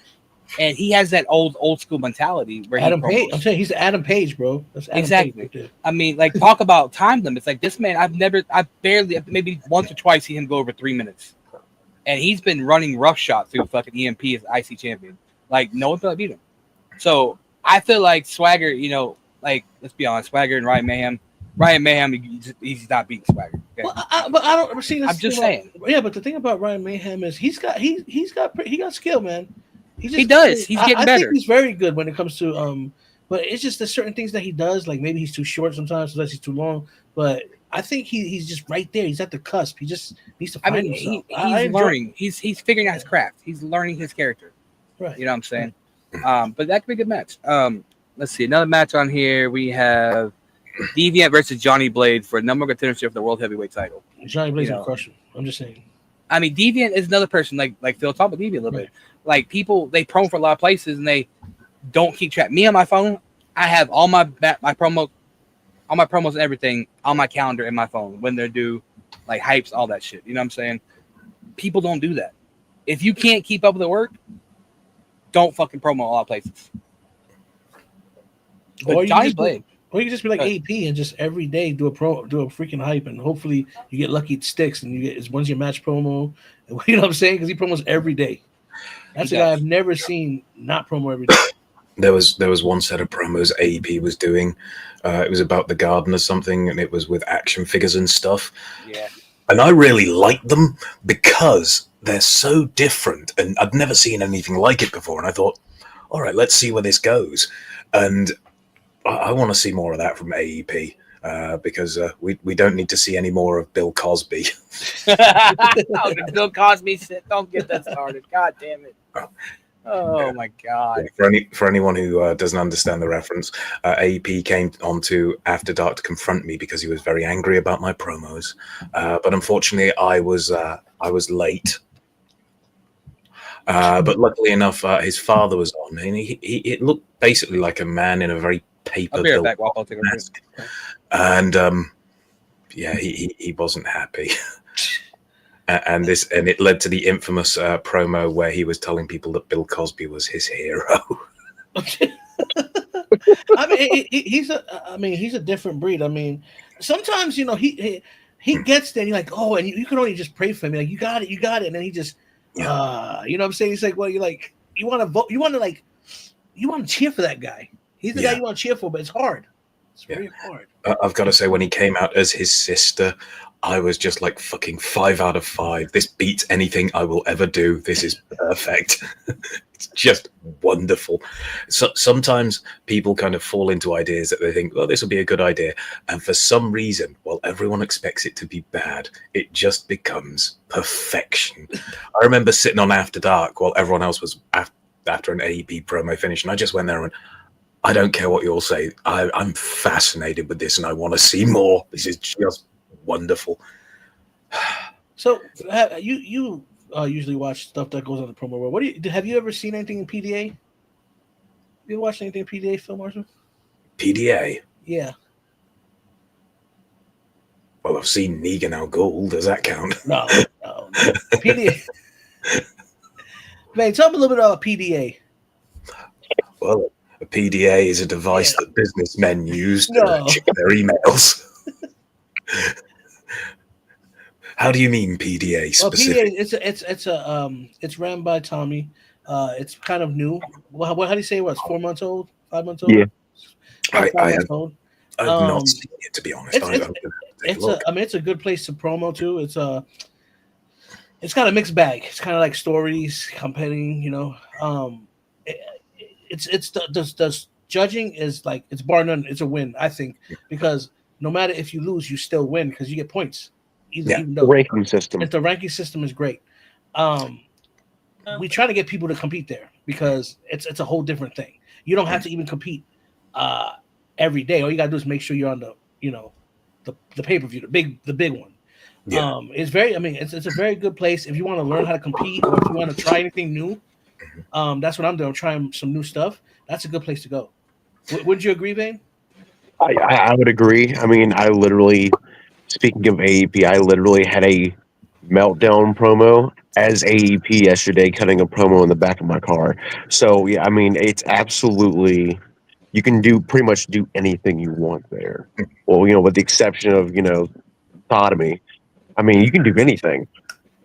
But it's really a creative outlet. For instance, we just had a civil war between the North and the South. Oh, PDA, yeah.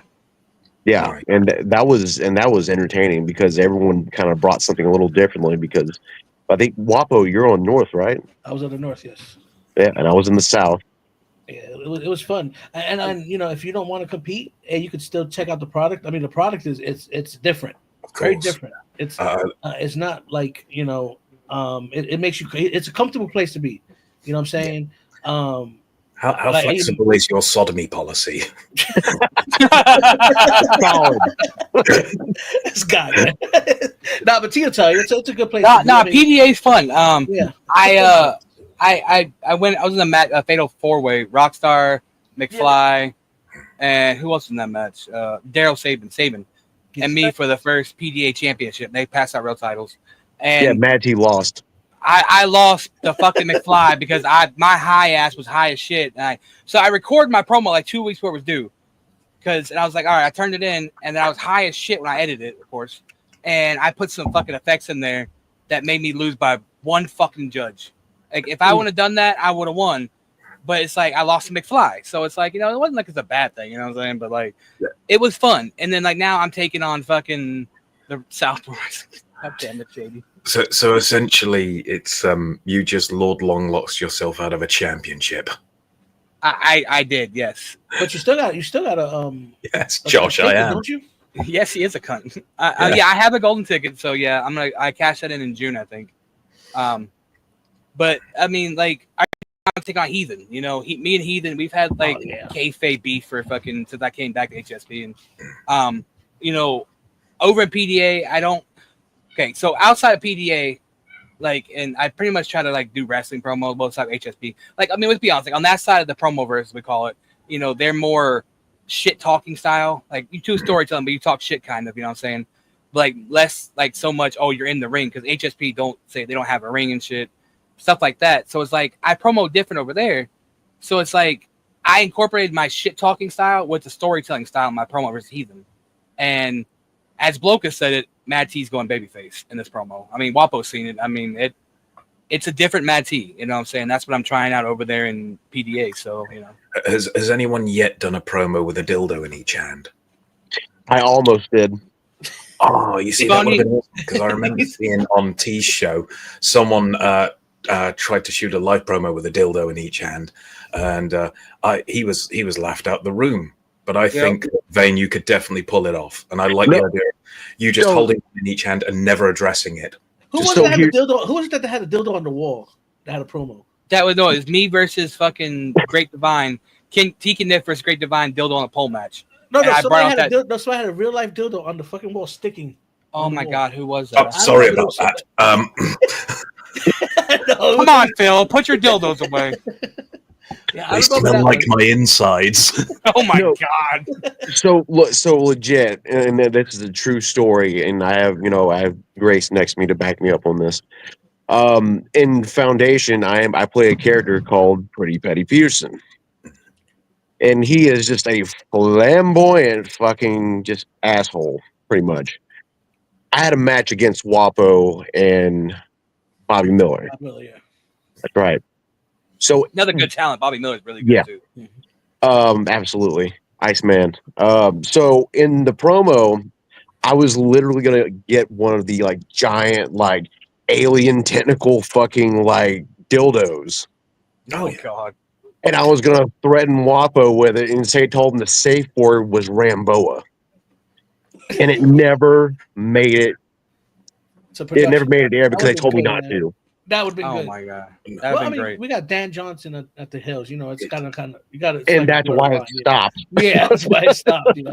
Which is personally a shame because I kind of know some of those big alien ones and the bad dragon dildos when they actually come eggs. So just to have eggs popping out at the end as you're jerking it off would have been just the piece of resistance. So let's say that's another match here on that one is at Mania is Quack versus Shady. You know, I mean, this match right here they've been friends for a long time, and we've never seen a Quack versus Shady. So whenever I was able to put this match on, I was like, that's fucking awesome.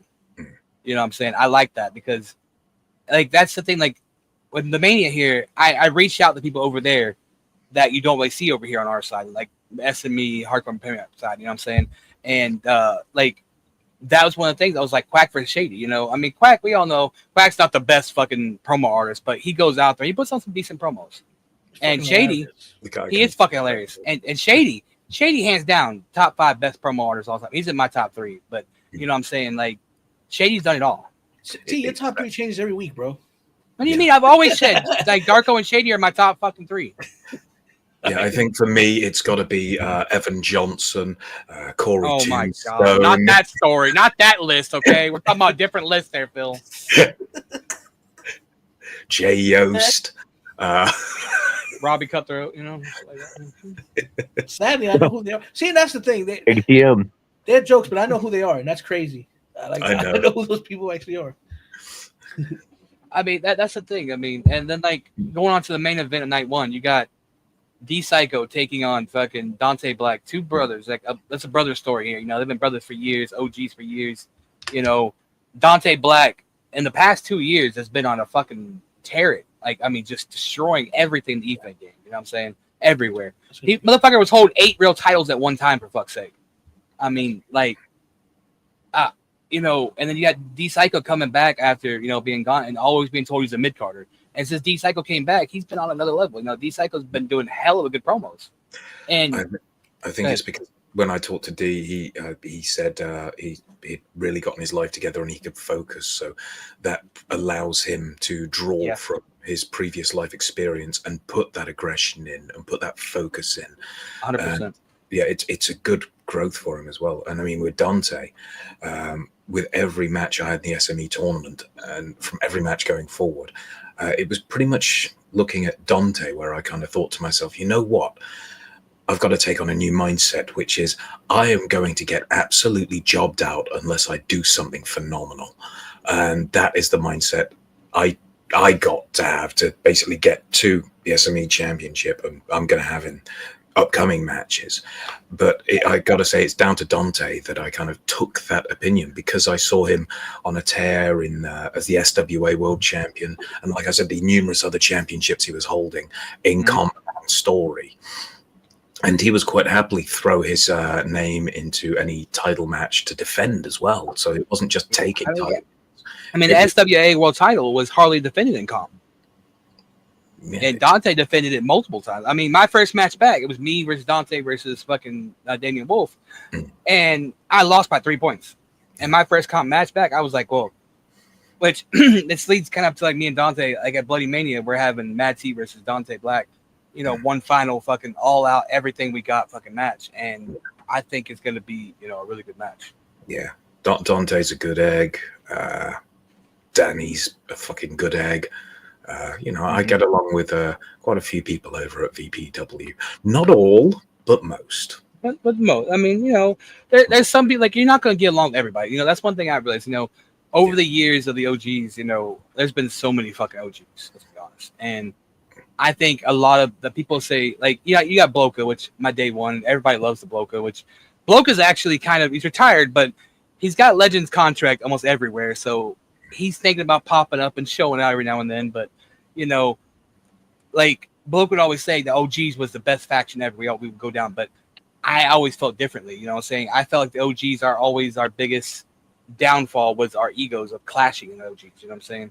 And like, my point I was getting to that was like, I forgot where I was going with that, but like basically, you know, like, there's been so many OGs, and to see the growth of so many people that were OGs and see some of them just still in the same position they were.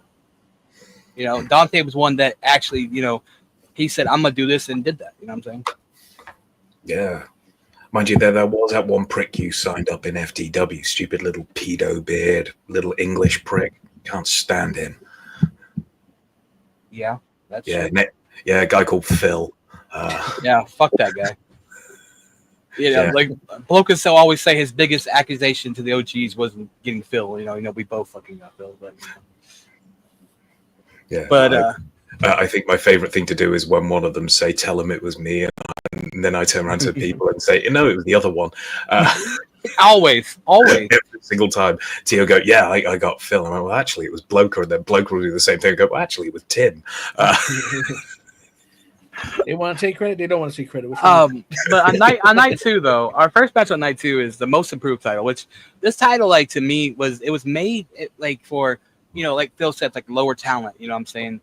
That doesn't really do much editing and shit like that. Like, and this title is taken like. I don't really like to say lower talent. I like to say maybe enhanced, inspiring, learning talent. You know, like you know, they're just getting their feet wet talent. Yeah.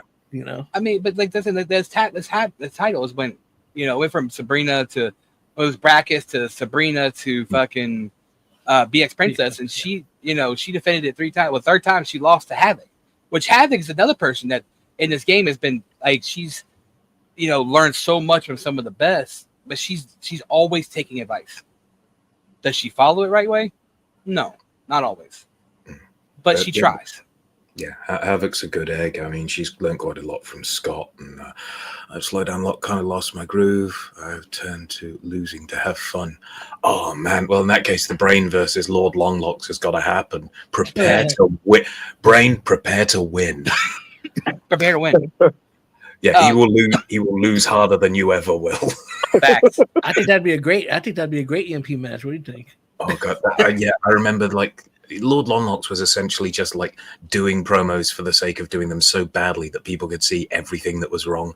I mean, the fact that I'm sitting halfway through the promo and going and turning to the door and going, "Mum, don't come in. It won't come out if you do," because I'm on the toilet while doing the promo. Oh my God. I went on TikTok and just threw on as many filters as I possibly could, and then went on CapCut and threw on more. I just wanted it to look fucking terrible. It was just looked awful. I screwed around with the sound. So it sounded like I was in a hole. Everything I could do there's a lot of big silent gaps with me looking up, trying to think about what to say. Right, exactly. Yeah, just Oh. pregnant pauses everywhere. It's just But nothing but Havoc, death. Havoc is the most improved champion. She's taking on AJ Storm, which has been the game for a long time. But AJ Storm always been that hit or miss. You know what I'm saying? Right. And then also Cruella. Cruella is the up and coming fucking talent. She came from written promos to now she's doing video, and she's actually, you know, with her other language, she's trying to incorporate her actual language because she's from Netherlands, you know, into her promos. And I think she's a good egg too. She really listens and tries, and I think she's getting a little bit of traction. You know what I'm saying? Well, I think with Corella is she's got an advantage. She should use her other language as a exclamation point. As long as she tells what she's doing or says it. But if you say another language to like prove a point or use it as you know to pop your promo, I think she'd be one hell of a job. Is she working? Is she working face or heel? Kind of a tweener in a way. She's a vampire. So. Oh, well, in that case, if she's working tweener, if she really wanted to, she could record the entire thing in Dutch and then have subtitles. That's because true. That way it kind of makes you kind of lean in and read and pay more attention because you have to. Yeah, you have to watch it. You have to watch it. Yeah, I'd say refuse English unless you want to just say one or two words just to make a point. Use the English to make a point and then have the subtitles. That's a good take. Hell, if she was even doing heel, she'd be like, screw the English language and then say it in her language. You'd be like, I'm that disgusting language and just do what the Bullet Club did, refuse to speak Japanese. Kenny Omega was fluent, but he refused to speak Japanese in the ring for the longest time. Hey, Rockstar. Shady's talking about you, Rockstar. I know that, but I'm ignoring. You're ignoring Shady? That's your best friend. I know he is, but I don't like that he. Stop it. Hey, Rockstar, I got a question, though. What is this all about? I'm so addicted to all the things you do when you're rolling around with me. In between the sheets, all the sounds you make with every breath you take. It's unlike anything when you're loving me.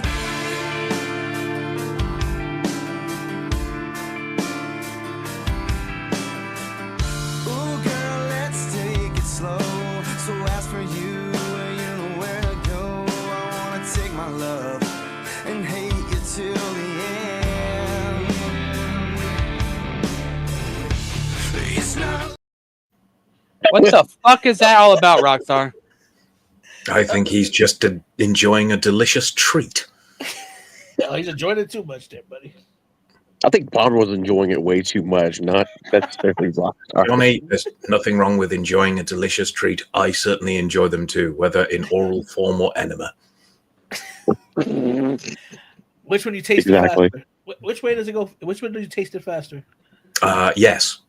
Yes. So who do you guys think for this match? I mean, I know Bill doesn't really know Corella well, but Wapo, who do you think about this? Corella versus who again? It's Havoc versus AJ versus Corella. For most I don't know.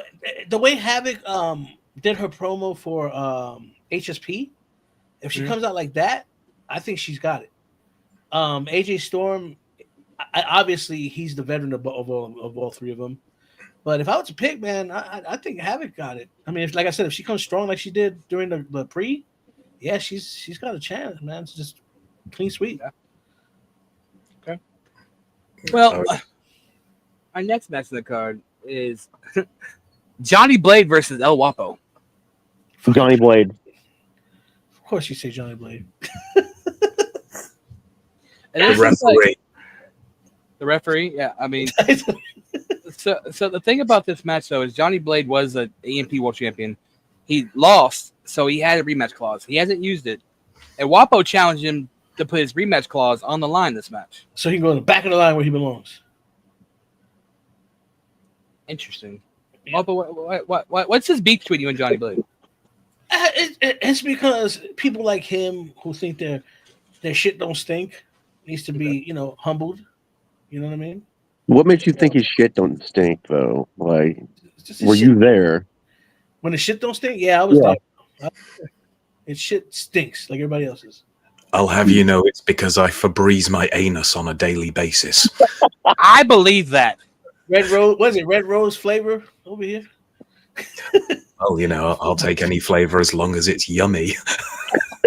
Shout out to Lenore in the building. IW, like, you know, I wish Lenore would come at IW banner and fucking and promo out here. Yeah. Lenore's a hell of a talent. I love fucking like Lenore's work. Lenore's fun. Offer her a contract. Have you offered her a contract? She's IW exclusive. I hate that exclusive shit. Fucking exclusives. Yeah. SME is always Ford exclusive. They always say, no, some people say we're SME exclusive, and we'll go, well, we appreciate it, but you don't have to be. Know that that's if you want to stick to one place, that's fair enough. Some people do, Right. but you shouldn't be forced. Right. I'm not against somebody going to one place and being comfortable in another place. But I mean, for somebody to actually have a strangle on somebody, say, hey, you can't go anybody else. That's stupid. If I can't go anybody else, make sure I get a paycheck. If you're gonna tell me to just exclusively work for Facts. you, I want a paycheck coming in the mail. Yes, I mean, well, just saying. it's what you know. When you go to Jonestown, you drink the Kool-Aid. Yeah. I hear you now. Yeah. I mean, it's like, you know, like speaking of kind of exclusive, like TMX, you know, SME guy, he really only promos for SWA. He reached out to me today and he was like, yo, I want to come back to MP. Yeah. And I was like, that's fine. I was like, but I want you to realize, you know, TMX, like, I need you showing up. And you show up for SME. So I mean, I know you can show up for me. You know what I'm saying? Like, if you want to do this, that's why you got fired for it, because he kept not showing up. And it's like, I don't like that. You know what I'm saying? Like, I'll give anybody in MP a chance. But don't fucking fuck up that chance by no showing me. That's all. God knows you gave Birdman like what 7 chances. Yeah, too many Shit up. chances. But yeah, regardless of the fact though, yeah, I mean, there's a difference between, like Phil said, being exclusive because you want to be, and be exclusive because they're forcing you to do it. So, yeah. The next match of the card, it's Black Widow versus Soulstar for U.S. number contendership. Rockstar.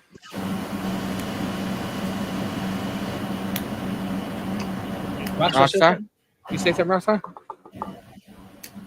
I can't hear him. I believe you're muted, buddy. No, he's not muted. No, I just think his thing just goes in and out for some reason. Get close. Get a little closer, Rockstar. Talk.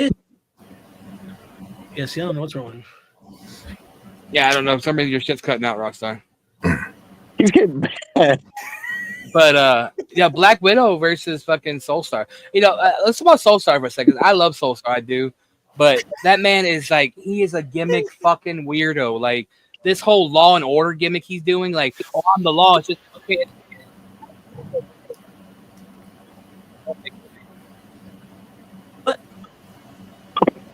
I can't hear what he's saying, man. Rockstar, move your phone. Your fucking mic's covered or something. He is blowing the gasket. He's so mad his phone wouldn't pick it up. This is one of those moments where Phil, you know, we just record the video and then mute their audio and talk over them, you know? Yeah. Yeah, it's yeah. I've never gotten Soulstar's gimmicks at all. I never. What can I say? I'm sure he's a nice enough guy, but never got the character. It's because he's always doing different characters. It's the same character. Yeah, literally the same character. No. The Soulstar gimmick with him doing like that church thing or whatever. That's Righteous Soulstar. Like, oh, that's the Righteous. Yeah. Like, yeah, that's Righteous one. Yeah. Yeah, Righteous Soulstar. When he does that, that shit is good. I don't know why he veered away from it. I mean, he used to come in with his tight, like actually wrestling with his tights and fucking bandana and shit. He used to come in like he's fucking wrestling, bro. Well, I mean, he see, did it all, bro. The whole Righteous thing was it's more him because he is a religious guy. Yeah. You know what I'm saying? He Like, should be what he's. Yeah, he should be what he's doing because that. Well, works. he tries to. He's such a wrestling mark that he sit here and he tries to fucking like pick people's gimmicks. Like for me, he was trying to do Stone Cold versus Vince McMahon, the Boss versus thing, and it's like, bro, you can't pull that off. Well, that's his problem too. He always talks about other wrestling and shit. Like he always talks about, oh, just like Stone Cold this or just like Undertaker that. You know, he got to veer away from that. I think that's his problem. His problem is, I think he's buried in the Attitude Era. There's other wrestling companies out there. There's other eras out there. Right. Oh, 100%. He is buried. Is he Spanish? Yeah, he's Mexican. Yes, he's Mexican. I thought he was Hindu. I was like, man, you look at the Hindu Macho Man Randy Savage. Like that should be his next gimmick. No, he's Mexican. Okay. He's still talking. I don't know what he's saying, but he's still talking. Yeah, I think the only kind of interaction I've had with Soulstar was probably about 18 months ago or something, and he was in the chat room trying to tell me how much of a legend he was, and I just kind of Bro, there was a whole year that he was supposed to go through a table, which I wish he had the. I don't know if he has the thing, the footage or not, but he was supposed to go through a table, and the table was better than he was. Like, we did a draft, and the table was getting drafted higher than he was. Yeah. Well, I think let's make it easier. Instead of going through a table, how about this year he sits underneath a table with a hole in it? I'm dead.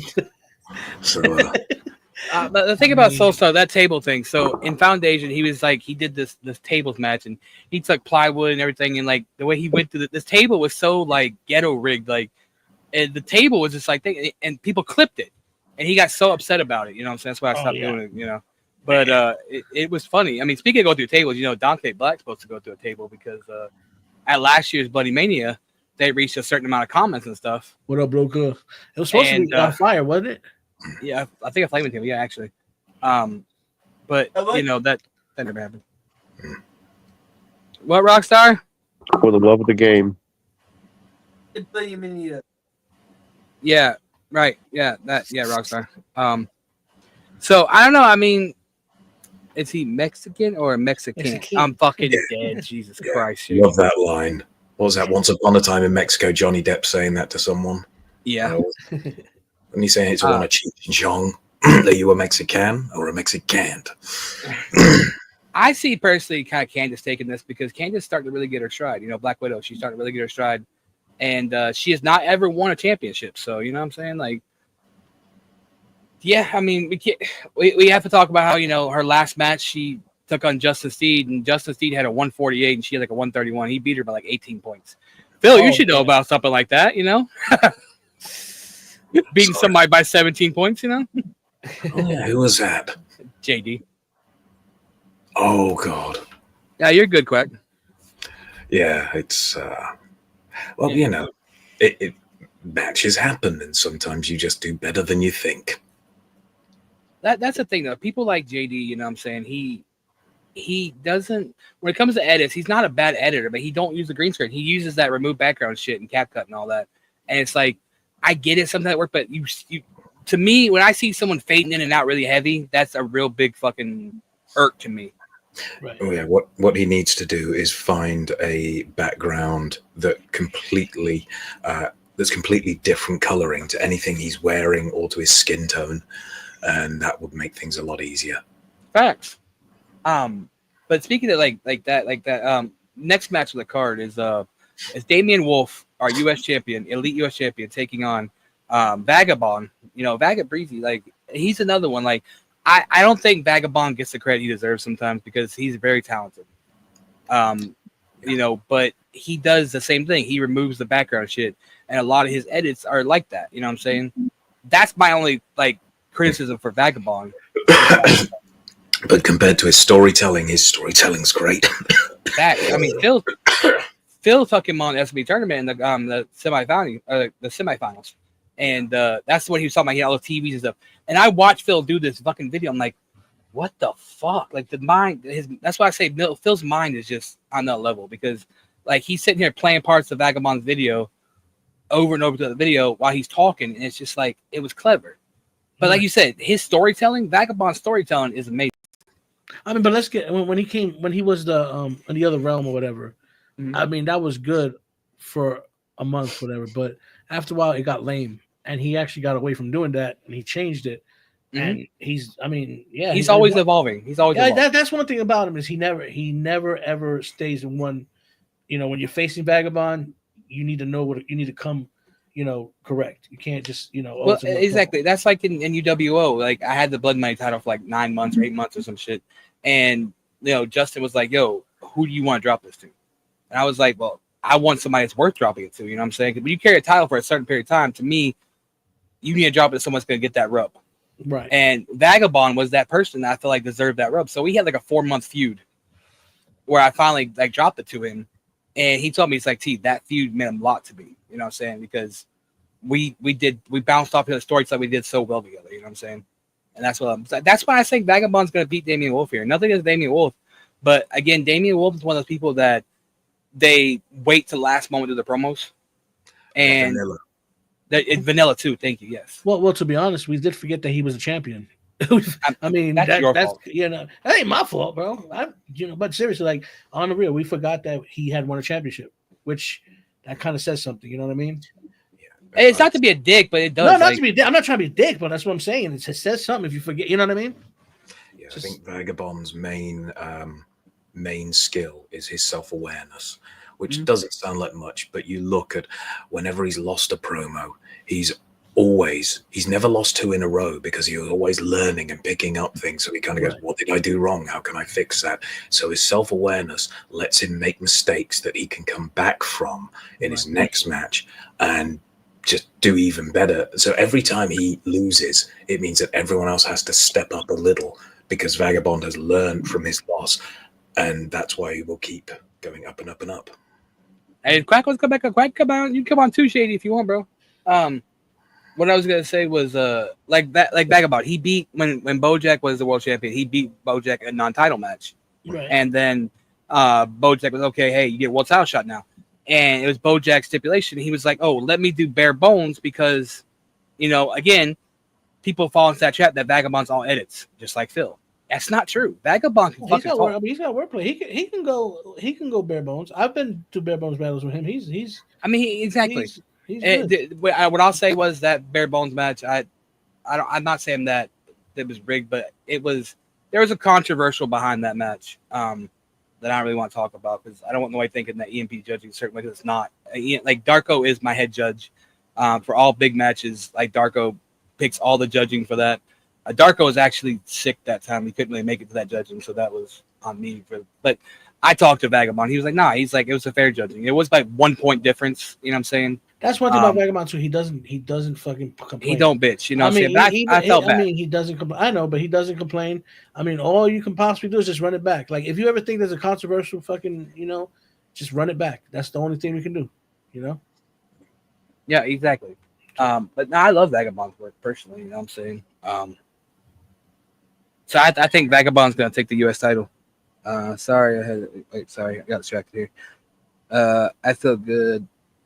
What the hell? He got his butt handed by everybody. Everybody on the screen that beat him. I mean that's true. I mean, like, almost everybody. I hope you didn't lose to Rockstar. If you did, Jesus Christ, Frank, we got a conversation. I think he's talking about Rockstar. I think I still need to face him at some point. But this is the challenge for me because I don't want to face him as this. I want to face him as Lord Longlocks because I want to be the only guy who can't beat him. Well, like, and then the next match of the card is the OG Elites, Calypso and Hydro, the returning Hydro, the clown, versus Bronx Bomber and Rockstar versus the Psycho Avatar, which is Sabrina and Sarabai. Let's be honest, this match right here, Rockstar, no offense, bro, but it's gonna be harder on you. Like Bomber's gonna have to really do some carrying here. You know what I'm saying? I mean, he's gonna have to have a perfect. No offense, Rockstar, but he's gonna have to have a perfect he's gonna have to have perfect everything, perfect hype, perfect promo to pull it off. Exactly. And then Sabrina and Sarabai. I mean, they're two names that been not with the OGs for a long time, but I like Sabrina and Sarabai. They evolved a little bit, but they're two people still that they still make the same mistakes. Well, I'm gonna be fair. I can't say nothing about Sarabai because I haven't really seen much of him, but I have seen Sabrina, and Sabrina is she's not consistent. She's not. like this. So I mean, Eclipso and Hydro. I mean, favors to win this match. I mean, let's be honest. But to be fair, nobody ever seen Calypso in EMP. That's true. So Hydro might have to carry him too. I mean, Vane's seen Calypso. He knows Calypso very well. No, Johnny Blade knows Calypso very well. I mean, that's true too. And then we have our co-main event, which is BX Princess versus Gypsy for the Fierce Women's title. I mean, this match has been building up. This match has been building up for months now, at least 6 months now. Like, since BX Princess came in, the ties with Gypsy and Mad T, like BX Princess always felt like she was, from what she told me, she always felt like she was competing, being my protege, with Gypsy. And it's just like, at the same time, she came in swinging. So you can't take what BX Princess has done lightly. You know what I'm saying? She's done some shit. I don't take nothing away from her. I mean, she's carried that title what 3 times before losing to Havoc. But here's the thing about the whole thing is, Gypsy and BX Princess, their match was controversial. Okay, It was controversial. So when it comes down to it, even though BX Princess came with the win, she still has a lot to prove because as far as in the EMP world, Gypsy is the final boss. So she don't have much to she don't have as much to prove as BX Princess does, but in hindsight, she wants to win that title. But I don't want to sleep on BX Princess because she's been quiet. I mean, and quiet people are dangerous. She's probably got something stirred up there that could take out her. So I mean, did you see like Gypsy's like hype though? I mean, that was fucking. We have not seen that aggression and intensity from Gypsy. I don't think really ever. Oh no, but like I said, I mean, BX Princess. This is kind of like it's do or die. I mean, it's not even about the title. It's more about pride. It's more about like she needs to show that it wasn't because all you. She is who she is. I mean that's So the she's thing got that lots to people prove. say. People think that BX Princess got where she is because of me, and I mean, Exactly. I take a big part of that. I mean, I did kind of push her a little bit. Right. But I mean, but she needs to come up with her own destiny. She can't be like it was all because of T. So she's got a lot to prove. And at the same time, Gypsy has to prove that she's like, I mean, she's put that self on that pedestal where she's the top women's comp person in the game. Like This is gonna be a banger. This is gonna be balls to the wall. Fucking. I mean, but what I'm saying is like, what other woman in comp in the last, I don't know, fucking 3 years have really fucking done what Gypsy's done? She went undefeated for over a year in fucking VPW.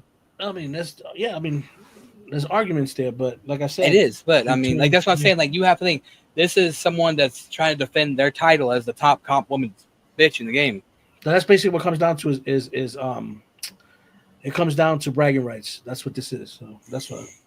Yeah, I mean, my thing is if Big Princess don't step it up, I think Gypsy's gonna just take this with pretty much ease.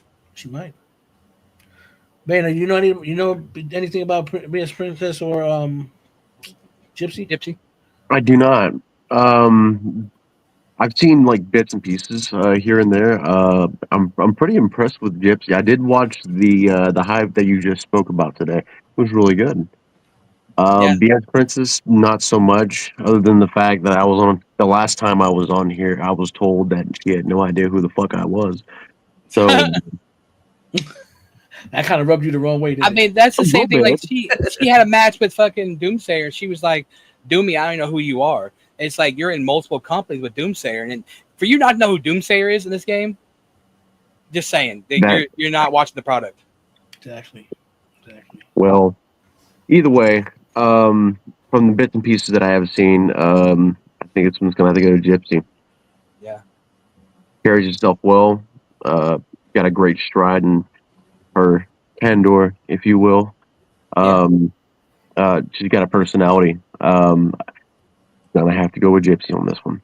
What you think, Phil?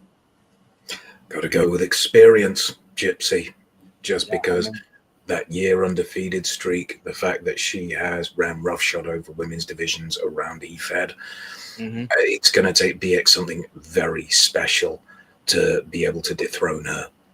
And BX told me she don't want no help from me, so I'm not helping BX at all with this match. So this is all her, All right. Indeed. I mean, the person who defeated the Gypsy undefeated streak, by the way, wasn't me. Just saying, putting it out there. Well, I mean, I like her. I like her go-getting attitude. So we'll see how that goes. And the last match of the card is the bare bones. It's our main event of the whole fucking Mania.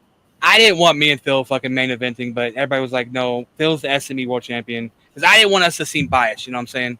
And everyone's like, "No, he's the SME World Champion. You put your time into like." It's the best option for the main event. No, I mean, like you guys believe. Let's put a poll up this. Who actually believes that T is being modest? Anyone?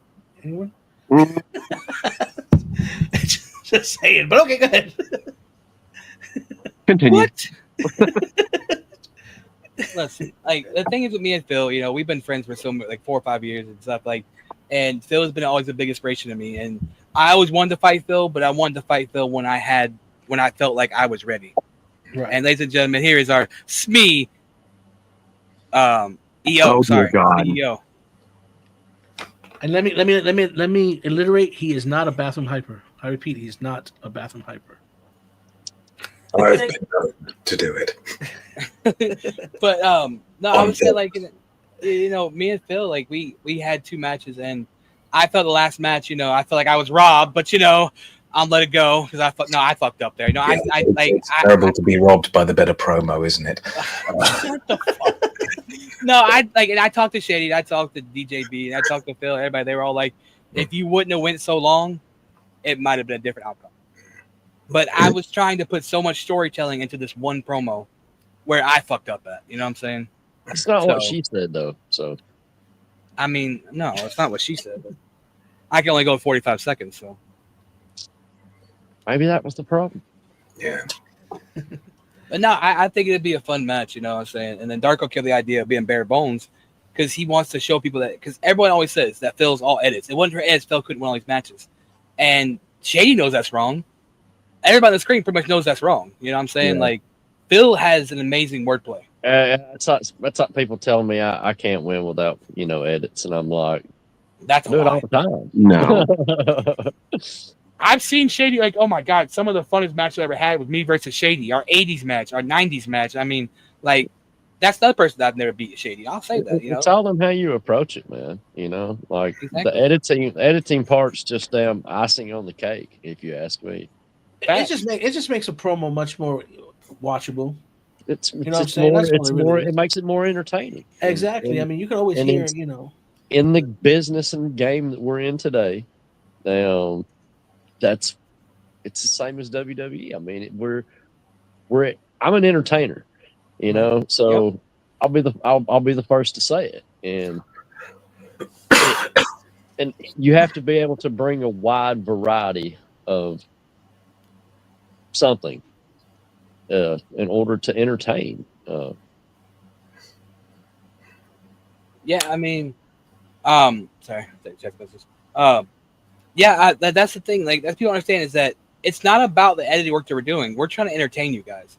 I mean, I see promos like Rockstar. I love you, buddy, but it's like Rockstar. Like when you're doing bathroom promos and shit like that. It's like it's boring as shit to me because I'm trying to like get where you're coming from in this match, and if you're not giving me something that makes me think, okay, this promo is popping out for me, I'm not gonna want to watch it. Here's my problem with the way Rockstar does things sometimes. He's taking what you would do in a written promo, how you would write things out, and he's saying it in his promo. Exactly. So he's trying to set the stage, like the camera shines down and here comes Johnny Rockstar walking down the ramp. Like when you turn on the camera, it's not a written promo, so like you can't approach it the same way as a written promo. And Gorilla has that same problem. That's what deters me, at that point. So, I mean, it's like, think about it. It's like when you say where you're at or say how many people are here, where you're attending at. That to me, that's just like we all know where we at. We've seen where we at. That to me that takes away. If you're in a storyline company and you're using that, right, that to me that's different. Right. Like, but if you're in some place like HSP, you're doing comp, right? That stuff. It's not going to go over well with the judges, Right. Shady, what do you think about your opponent here? What do you think about your opponent for Mania here that just came on the screen, Shady? Oh, Quacker's here! Hell yeah! Now all you got to do is boot Rockstar, and we'll be all right because we can't hear him anyways. I saw the comment. I figured you wanted me on here. Yeah. We got a couple matches coming up. We got our EMP match coming up, and then of course we've got the one where Quack over in PDA, where Quack thinks his quantity is going to win over quality. JD, I think you know me well enough. It ain't about quantity over quality.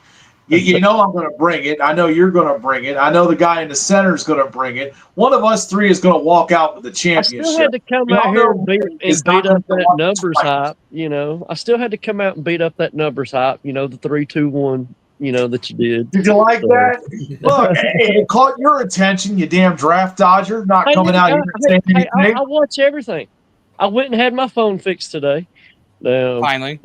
Oh, apparently- finally, cheap bastard! Finally fixed your fucking phone after 3 years. I'm fucking proud of you. It took dude like 5 minutes, and all he did was clean out my charging port. How much you pay? How much you pay for that? How much you pay for that, Shady? I was like, man, that's cheaper than a colonoscopy. Well, it depends on where you go for the colonoscopy, to be honest. Well, it was definitely quicker. I'll say that much. Yeah, but y'all don't know Quack's prices. Quack, what's your prices for colonoscopy? Oh, that we don't talk about that. That's case by case basis. Do you prefer scraping or chopsticks? Chopsticks. Yeah, that's always the more influential thing with me. I like chopsticks. While someone's playing chopsticks. Dun, dun, Yes. dun. So Phil, have you got the SME world title yet? It's on its way at the moment. The side plates are also just being polished and finalized, and then they'll be sent as well.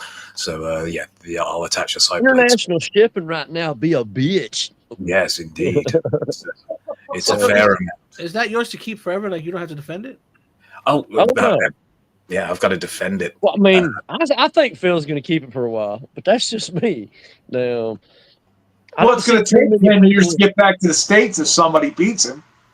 Right. Oh, yeah. Yeah, definitely. What that's what it means. I mean, so Shay, do we have any fucking confirmed date, anything on the new?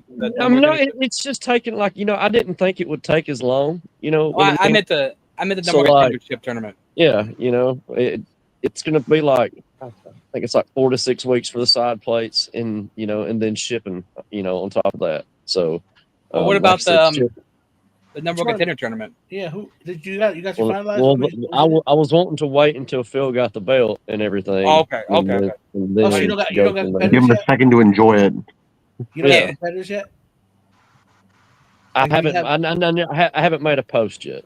So So you already got people that are going in it, but you don't have competitors. I did have people already message me saying that they want in, but it was just a handful. So like I said, I haven't made a post yet, and I haven't reached out to all the company owners because, like I said, I'm going to reach out to further than just the SME bubble currently. You know what I mean? Like I want companies like me and Tommy share each other's stuff. You know what I'm saying? So then anyone in TDA is invited. You know what I'm saying? Like anyone from Foundation.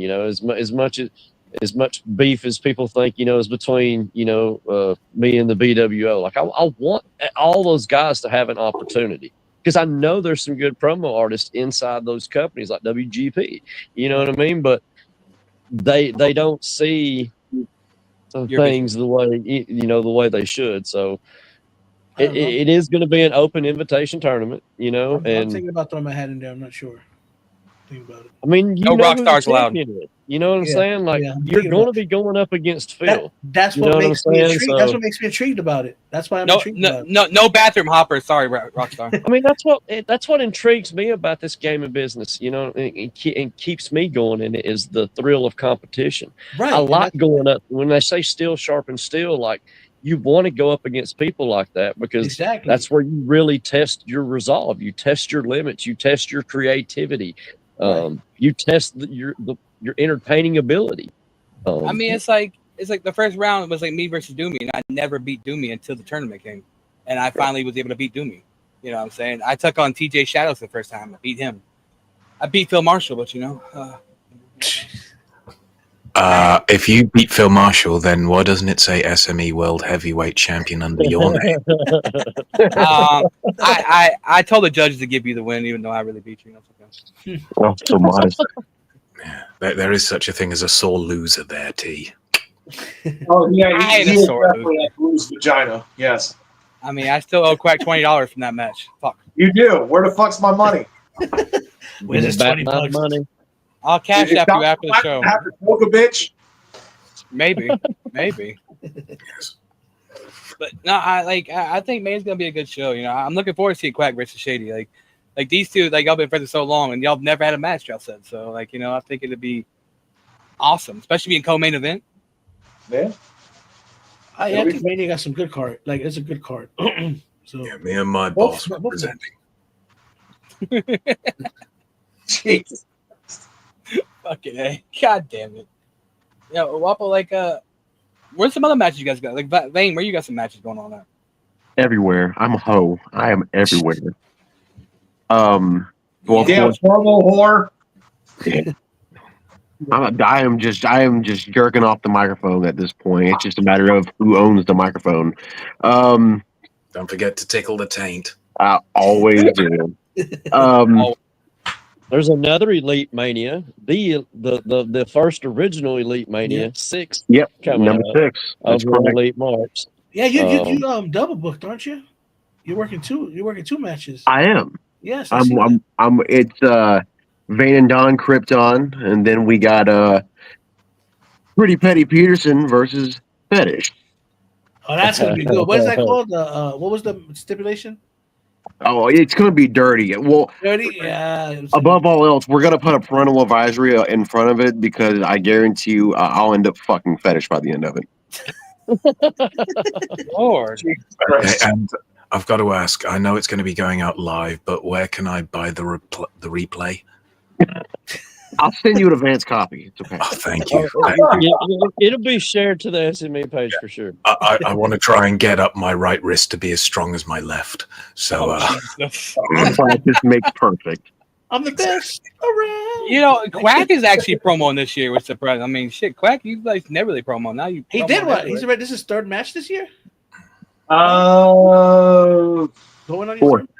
Fourth, yeah. Yeah. I don't promo much. I'm not a full-time promo artist. I'm too busy running shit and analyzing, and talking about other people's shows on how bad they are.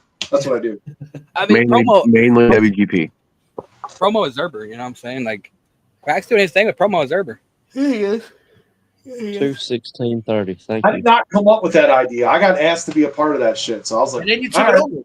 And then you took it over pretty much. Because pretty much, yeah. Yeah. I'm blurry like Japanese pornography. Let's fix that. Go. Yeah, I mean, yeah, that's awesome though. Like, Quack, I love what you do. That's helpful. A lot of people they get butt hurt by what Quack has to say, but I think his promo reserve is very helpful. I've been trying to get canceled for now 6 months. Can somebody fucking do that for me? I can teach you how to get canceled. Hey, I don't know because Calypso got canceled within what 15 minutes on a locker room chat. Yeah, apparently that was all That's Facebook. crazy. And then Quack can't get canceled. If you're looking to get cancelled, I can think of a few words that might help. Yeah, yeah, I know. I know where you can go. For you. Just hold up the cue cards. You'll read them off. Yeah, you don't want to get Bojacked. Yes. Oh God, no Bojack. Oh God. Just me holding up a sign and him looking at it going, isn't that a country in Africa? Yeah. Oh man, no, I like the Grand Prix you did, Quack. I thought that was a cool idea you guys did. HSP's always been a board, and you guys never you always wouldn't let a lot of certain people in. And it's just like you guys say, hey, we're in this Grand Prix, and I think it's a cool idea. I think HSP's branching out. I think that's really cool. Now, Dude, I don't like hearing about putting on great shows. That's all that matters. Now, I don't actually gonna be I'm more number 30. like how many people actually get an invitation? Because I know you said some people cannot get an invitation, but like I said, most of it was HSP anyway. That was in the top 5, except for SNES. Dude, I put it out there publicly. me. I said, fucking message me. Go and put a hype on the page and say I'm in. Third grade stuff that most promo artists don't understand. Third grade education. They just don't get by that shit. Hi, Matt T. How are you doing? Fuck you, Quack. Did anyone check out the Defiant show tonight? Yes, I did. Yeah, I mean, we talked about that. that. We had Hector Flores on here earlier. Yeah. My bad. Yeah, Yeah, I have a question. What? What truly makes Jimmy a credible promo artist? I have no idea. He's my protege. Okay, if I had to explain it, he's got some range with him. The problem is he don't have control. That's an understatement. Right, like what he's doing is like when he comes up, he's going to fight either you, Matt T, or Franklin Benjamin over there. Doesn't matter. He is not going to be able to do anything either except mimic or completely flop. That's his two gimmicks right there. I mean, He's gonna try to mimic you like he did last time and lose. I see that. I love Jimmy, I do, but Jimmy, like, I always tell him, you don't understand this game. He says he does, but he don't, because he does the same shit that he shouldn't do. You know what I'm saying? Like, I just wish Jimmy would see what we're all talking about. You know what I mean? I don't know. Judges are weird. That's what I can say. Which Jimmy is that? Jimmy Jam, Jimmy John. You know, Jimmy Jam. Yeah. Yeah. I mean, see, Jimmy he's a different breed, man. Like he could run away with it, but then he'll say some stupid shit, and then it'll just end. You know what I mean? Like, he fucked him up. It's like he got it. Like you look at him like this guy got it, and all of a sudden he wants to add 30 seconds of fucking your grandma or some shit. Look at the SME tournament. Look at the SME tournament. You know what I'm saying? If he would have never added that one thing SME tournament, he would have beat Thompson. Yeah, probably. And I mean that's just his downfall. And I don't think he cares. I And it's really don't think he crazy. cares. I don't think he does either. And I think it's kind of my fault that he's actually made it this far, because if it wasn't for me actually going back into the pit, Jimmy wouldn't have got that win, which means Jimmy kept going. He God fought damn it, for Pete. him through, man. That's what I get for trying to, throw a wrench in everyone's plans. I let Jimmy get this is fourth win, right? Look, this is not Vietnam. You fuck them until they're dead. Fuck them until they're dead. I mean, that's funny about the Sometimes promo after. bit. Exactly. I think it's all about how someone. I mean, all promos are subjective, and it depends on someone's perspective. Like everyone I gotta sees a go. promo differently. I So know. everyone's looking for something a little different in a promo.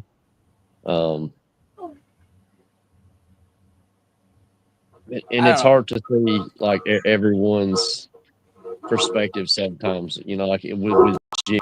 Like I feel like a lot of times some things are missed. The same thing with JD. A lot of things are missed that he feels are significant. That that he worked hard to put include into something, but yeah, it didn't go over with the audience so well because the audience missed it. Right. That's just them being young, in my opinion, and still learning. Yeah, I mean, like, if you think about the promo pit, like, me and Franklin Benjamin, all two, have not been in the pit yet. We just been sitting there. You Well, that's know? what I'm saying. haven't been in the promo This pit concept, yet.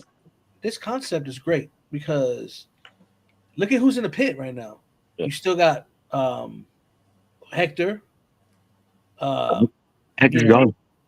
Okay, let's say Hector and Jimmy, right? Okay, those are the two that we would never think would be this far. You know what I'm saying? So that goes to show you that on any given Sunday, it doesn't matter. You got a chance. I mean, that's just crazy. But now that we got to this Final Four, who do you think is going to be? I'm not talking to Vane about this because Mad T and Shady's in it. Who do I'm Vane too? Shit. Okay, I can't be talking to nobody. I'm not in it. It's Mad T, it's Vane, it's Franklin Benjamin, and Jimmy. That's crazy, man. Jimmy twice, actually. Yeah, they're the Final Four. Yeah, Jimmy Jimmy's has. got- Okay, well, Shady's Hey, not in it, right? he's Shady, got you're an not in it, right? advantage. So Shady, who do you think is going to be the next champion?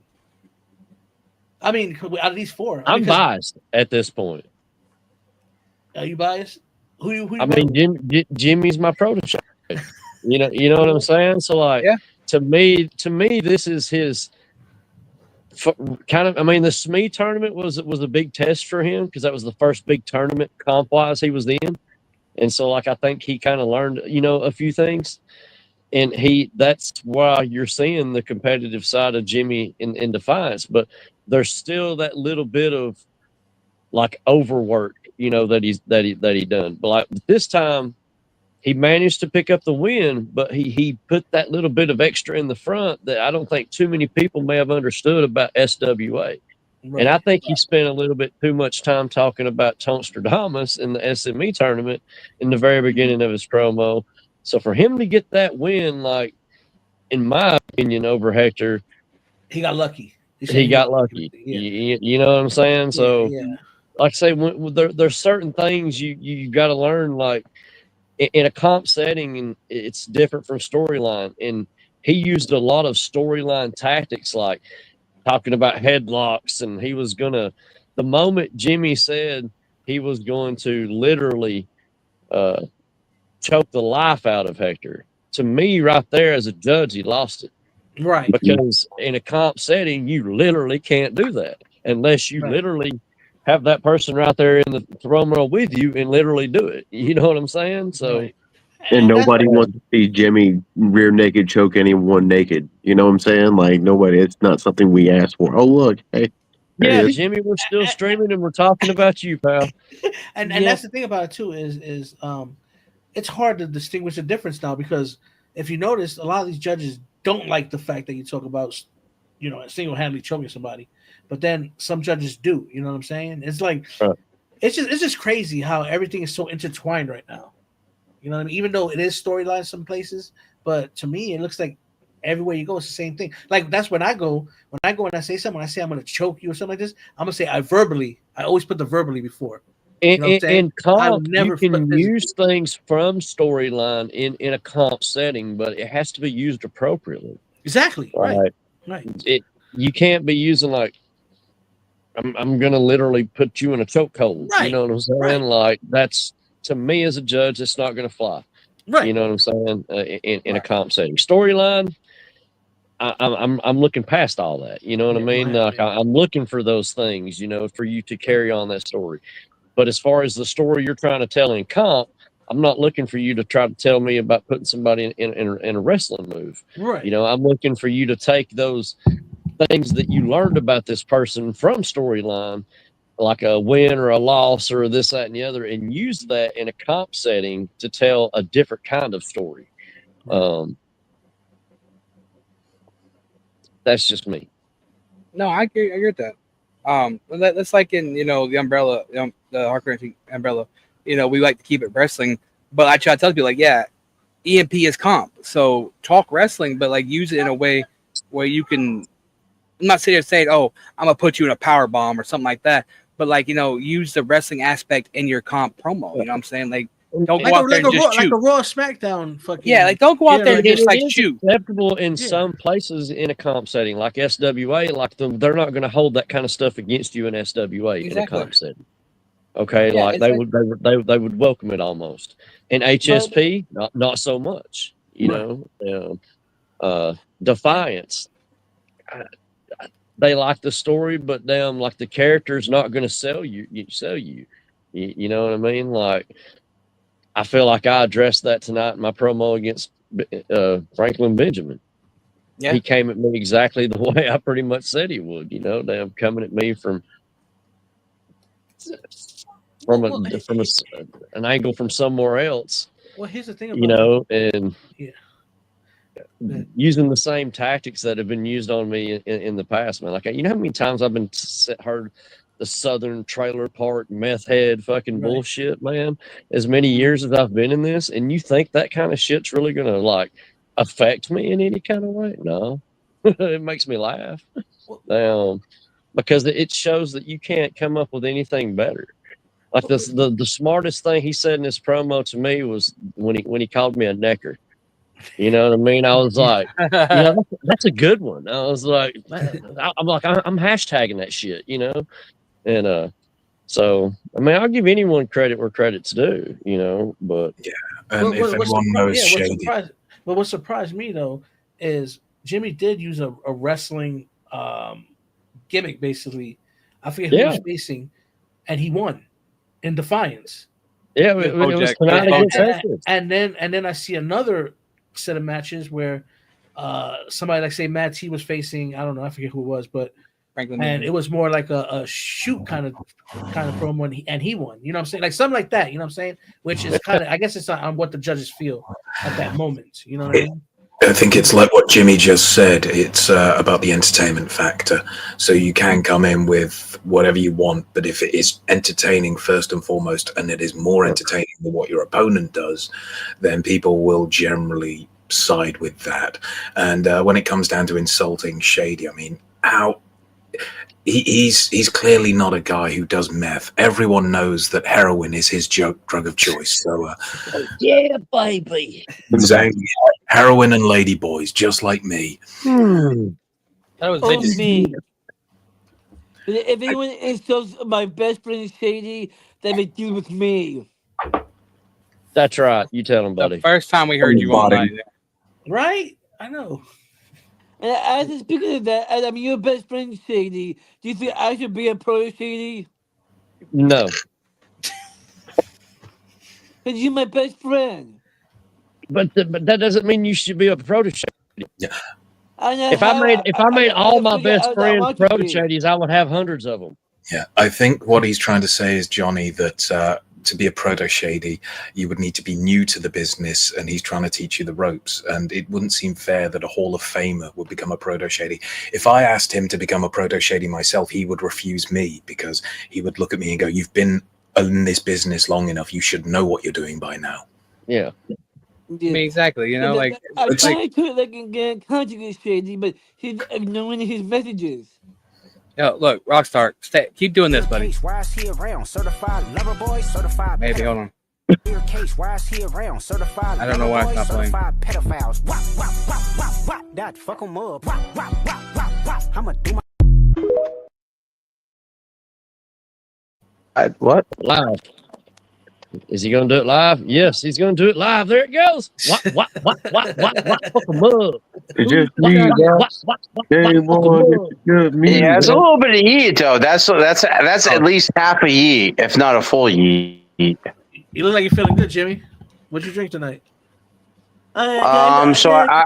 So normally I'm a tequila vodka guy, but I'm not going to override Rockstar. Rockstar, if you're ready to talk, I will yeet and yield to you, Rockstar. What do you got to say? That's it. I'm on low battery, so I gotta charge my phone. All right, see you, Rockstar. All right, later, Rockstar. Great insight. Thank you for letting us know. We should communicate more, like in our inboxes. Rockstar, I mean, let's be honest. Inbox Jimmy. Yeah, Shady's got like 15 other best friends on you on the pecking order.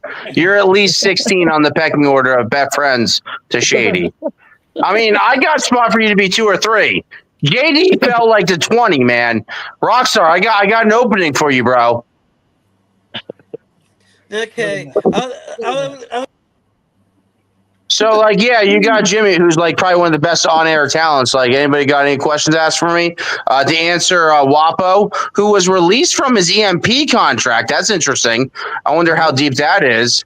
Because you were GM, and from what I see, you're not GM right now in EMP. But I've been drinking whiskey and Captain Captain Morgan. What's Captain Morgan? Jimmy seems to pay attention to everything. Everywhere. He does. He really does. And it's so funny because I still give 4% effort of my life to it, and my 4% effort still registers a lot more than the people that give like 50% effort in these leagues. But I still catch things. It's weird. I'll semi agree with that. You know, I'll give that. You only give me a semi. I mean, you can give me a rock hard fully like boner if you want to. Like more than semi. You know what I'm saying? Because that's midget status, bro. I'll take 6.5 inches from you any day of the week, there, Shady. But I mean, yeah, I do pay attention. I'm like Rockstar. Like you guys shit on Rockstar, but Rockstar shows up to almost every broadcast. There's something to at least tuning in when you see one of these shows live. Just topping in whenever you can. There is something to that. Rockstar is my #1 fan, and he always will be. He's a day one higher. Everyone's #1 fan, and he always will be. He's a day one higher. See that's the problem with Johnny Rockstar. Johnny Rockstar is a fan, first and foremost, before he is a entertainer. Well, considering we don't really have anyone that outreaches fan status, and everyone just promo artists that watch other leagues doing promo artist stuff, we don't really have a lot of fans. The views say otherwise. See, now you have Rockstar's microphone problem. You know, Wapo is a GM though of EMP, by the way, Jimmy. I think he didn't get the joke. It went over his head, but it's okay. It's all right. Yeah, but guys, a little bit what I'm putting down. My speech is my speech is slurred. Or putting Marshall Leaps. Hey, You're born. Hey, Jimmy, come you're back. lagging real bad. Yeah, Jimmy, come back. Come back, Jimmy. All right. There you go. Yeah, we'll tell him to come back. But anyway, so You good now, I'm Jimmy? lagging. there you go. There you go. There you go. I have no idea. You guys fine. Yeah, you're cutting up for us. Yeah. The phone's drunk too. It was Rockstar, man. Rockstar left and gave his mic to Jimmy. That's what he did. Exactly what he did. You know, going back to the Defiance thing, like, I don't know. I mean, like, you know, I'm not saying Jimmy don't have a chance, but I just think Jimmy's got 3. I think hurdles. it depends on how, like, when people shoot, like, you can shoot with class, or you can shoot with style. Yeah. Or you can just come out and be a prick, you know, shooter. Yeah, you could be bojacking it. To me, there's different styles of shooting. You can still shoot in this game and be classy about it and still fucking hit deep and hard. So, I've never hit deep. well, I mean, that's that's the midget problem again, man. I'm telling you. But I mean, yeah. we can't forget though that Jimmy does have a power up. So I mean, he's ahead of the game right now. So He if is. he loses, he gets his Technically- shot.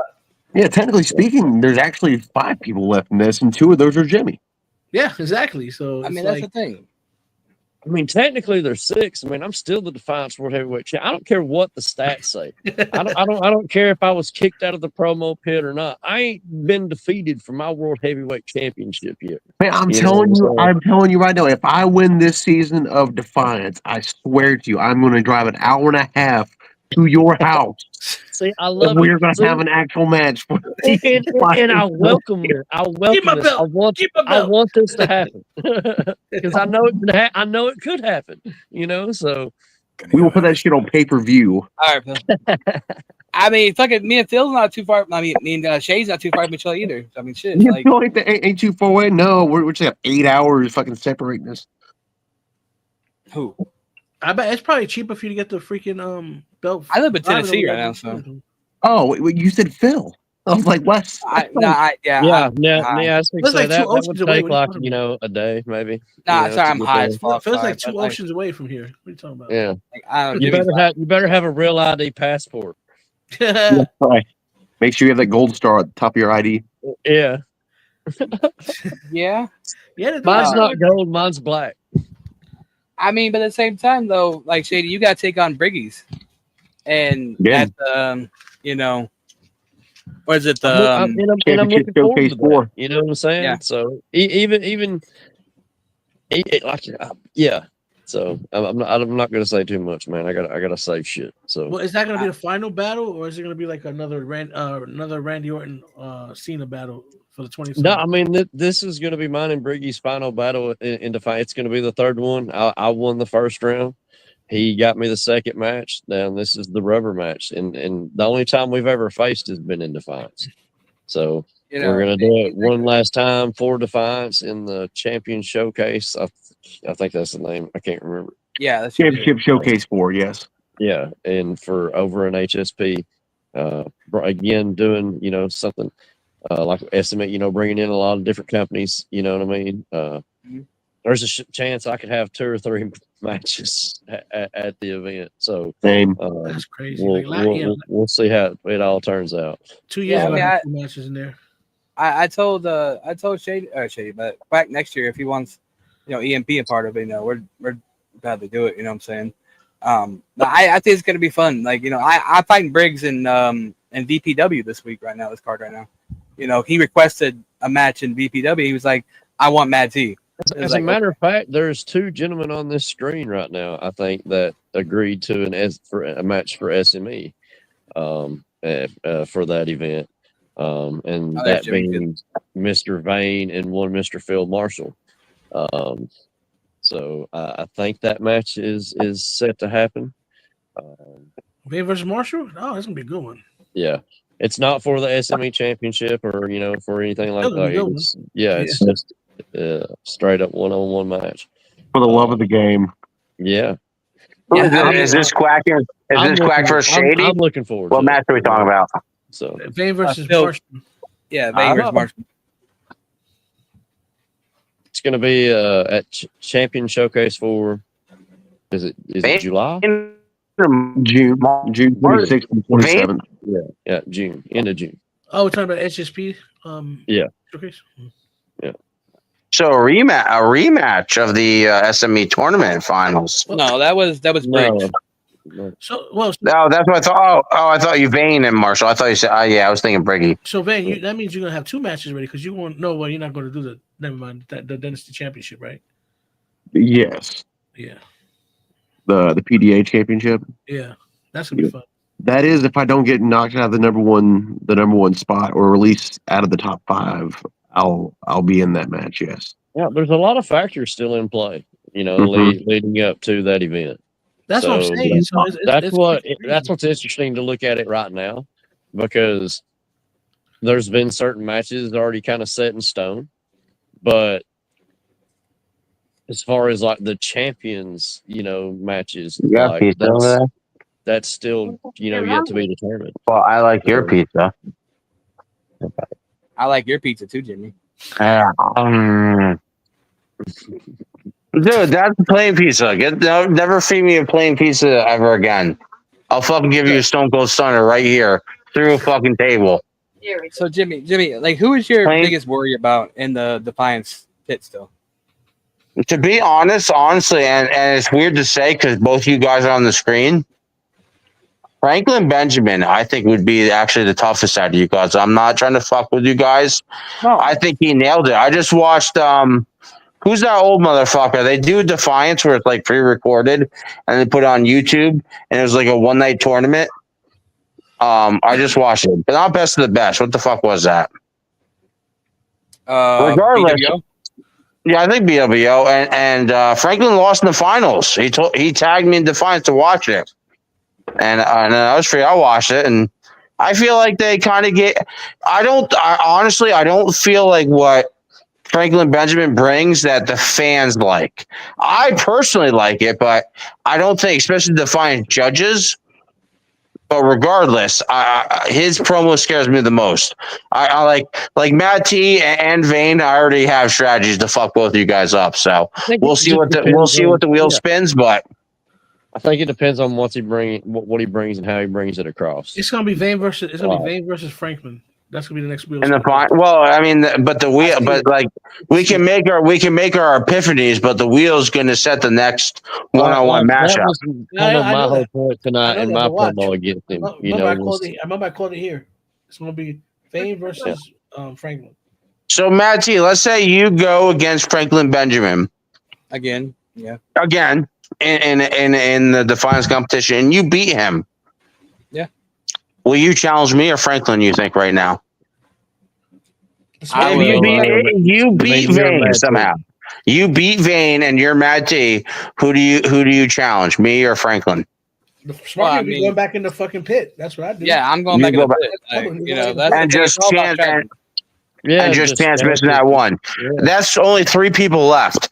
Like at that point, when there's 3 people left going back in the pit, it's almost better to challenge the person you want to go against that week that you're ready for. But I mean, I just went in the pit with 4 people, so I can see that strategy. I mean, with me, I have something for all 3 of you. Like I already fucking know I'm doing all 3 of you. I've been kind of quiet in Defiance, and I've been sitting there and. The wheel hasn't picked me, so why should nobody picked you? No, you are here in the final 4. I had to go against 4 people to be against the final 4. So as much as I want to say, Matt T, you're an idiot, and I don't know how the fuck you play this game, you made the final 4 without fighting anybody. I had to fight 4 people to be in the final 4. Yeah, so can't be mad at that though. There is something to that. Granted, I do have a power up, but. Well, if they spin that wheel and it's me and Jimmy, I'm gonna beat Jimmy and then I'm gonna re-challenge Jimmy. Ooh, that is a thing. That is a play. Wow, that is a play. That is something. That is a legit maneuver here in this game. He wants to kill you, bro. He wants to end you. Yeah, it's a lot easier said than done, though. I thought about that too. I ain't gonna lie to you. But let's see how the wheel goes. You know? Beating me and challenging me. I mean, the wheel. I mean, I have a one, like even less than 1 in 4 spots, because once the first person is picked, then that goes to a spin of 3 people. So the odds is actually less than 1 in 4, because the second spin is 1 out of 3. So it's actually less overall, 1 in 4. But I don't know how many of you guys are math majors, but There's that Steiner math he's doing. If I do 3 or 4 of a fifth. Here's the thing, though. Then the funny thing is, Jimmy, man. I was saying, what happens if Jimmy, you get picked, okay, and you go versus Franklin? He beats you. You're still in there, and you know Franklin's like, "Oh, I'm gonna challenge him again." Like, I hope he doesn't pick me. So that was one of my things. So I could theoretically, honestly, I thought of this. I could have challenged him myself and thrown the match to him where I'm still allowed. He fights both of you guys. And theoretically, if I coach him like, hey, man, you beat these guys, you get a power up. He could fight me then twice. So, meaning if I beat him the first one, he has the second time to beat me if I threw the very first match to him. If I challenge him and threw that match and he beat both of you guys, he has a power up. No, there's no more chances for a power up at this point. Absolutely, there is. No. He I don't think so. could be. I think they said there is no more. Mad T. Shit, God damn it, Shady. I think you're slightly. No, if I challenged him, and I throw the match to him, that's a win, but I'm still in the competition. And then he loses to Vane and Mad T. He would fight me in the finals where he has a power up, and I'm still in the competition. So, there is a chance. There's a chance for 1 power up. Yeah, you're right. Yeah, if I were to throw the match to him, if I fight him. Because I think he can eliminate Vane and Matt T, so I don't have to. You guys are underestimating his skills. I think Franklin Benjamin, regardless, as long as you guys don't know who Abraham Washington is, who is kind of ripping off his gimmick, very similar. Now we would have to get into the fine print of the rules for the power up at this point. Yeah, because I don't know if they're going to allow any more power ups. Why? Well, no. The power up is 3 wins. You get a power up. Are you guys special needs? No, are you guys special needs? How do you guys not understand how the power up works? Whoever wins 3 wins is going to be the finals, man. What are you talking about? Yeah, but what I'm talking about is if you get 3 wins, you get a fucking power up. So if I threw my match, it's the finals. It'll be the finals. It's not the finals. If I challenge, all right. So we're at the wheel. I go against Franklin Benjamin. I tag and I DM him like, "Hey man, I don't really want to give all my best avenues right now. You win. I'm gonna throw the match to you." He wins. Then challenges like, "Hey, I know all these secrets about Mad T. I'm going to tell you all these things about Matt T, and he beats Matt T. That's 2 wins. He goes against Vane. That's 3 wins. He gets to go against me with a power up because he has a power up because he just beat 3 people in a row. Well, you're definitely. You're right. You're right, Jimmy. You're right. I'm always right. Everything I say, I'm right about. It's all right. It's right. I know I suck and I'm ugly and I'm fat, but I am right. I am right a lot. You're just drunk, bro.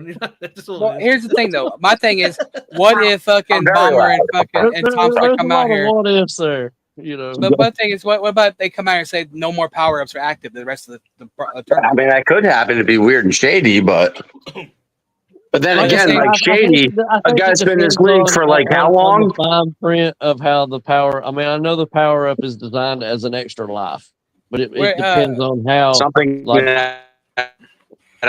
I don't know if you can determine on when you bring that extra life back in or not. You know. Right. So Australia, we're just here talking shit about. Well, it's just when somebody beats me. Straight in the building. Shout out. I mean, let's be honest. The Final Four is pretty. Straight is like, I'm drunk too, but god damn, this guy.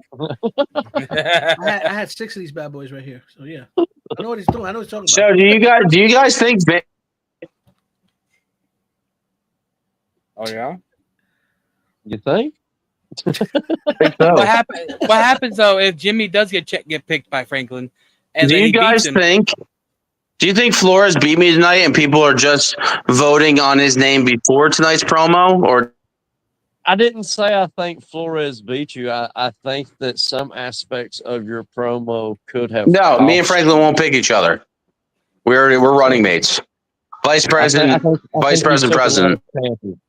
tonight. Let's see that is that fair the tournament though? Like that's not how the pitch should work. Like it shouldn't be like, oh, hey Vane, I won't pick you, so let's make it down to me and you. You know what I'm saying? Like that is that really fair though in the finals That's tournament? shady. I mean it's shady as fuck, Well, but you know what I'm no, saying? it's the finger pointer through, But bro. That's what they're doing. you know, and if I was Vane or Mad T or Franklin, I would just agree and Internet then right now. double cross you. My bad. My bad for Donnie Darko and internet right now.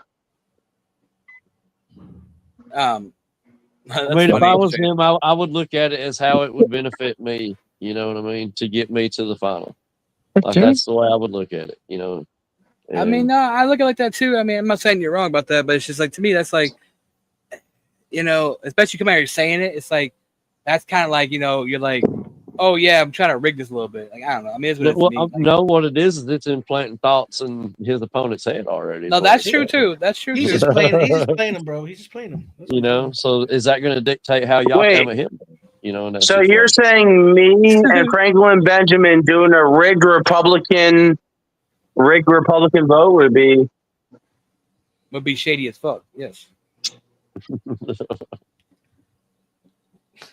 But I wouldn't expect anything less from you, Jimmy. 4 more years. So if me and Franklin Benjamin rig it, it would be like weird and give us heel heat.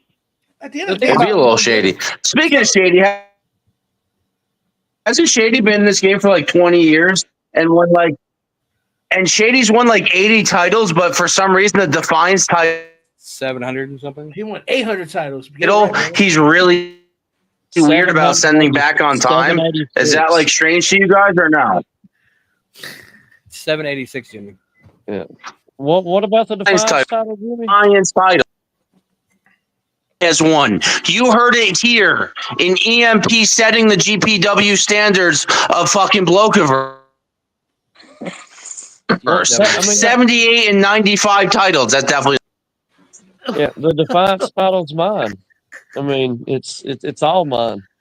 Yeah, I mean, hey, just say things. You're on air right now. I watched Matt T do this formula for like 6 months. You're on air. Just say whatever the fuck you want. It's up to you to say what you want. It doesn't matter which one of you three motherfuckers on screen attempt to win that title. You're not getting it. Even if Vane comes to my front door to fucking try to take it, he ain't. And it's a very good possibility that I might. Franklin Benjamin's fucking us all up. You better record this shit if that happens. I want to see that. Oh, yeah. Trust me, cameras will be rolling. Hashtag FTS, man. Feed the system. Feed the system. I don't think Franklin Benjamin is good. The thing is, Franklin Benjamin, he's too fucking predictable at how he's gonna fucking say about you. Like that's the biggest problem with Franklin Benjamin. We know I what's gonna actually say about you. enjoyed Franklin Benjamin's promo tonight. I truly did, but no, I mean he's like good. I said, I expected everything he said. Exactly. Down because it's typical. Him using some Slim Shady music down was typical. Going up against me from other people. That people do it all the time. I don't understand it. It's like, is that their way of feeling shady?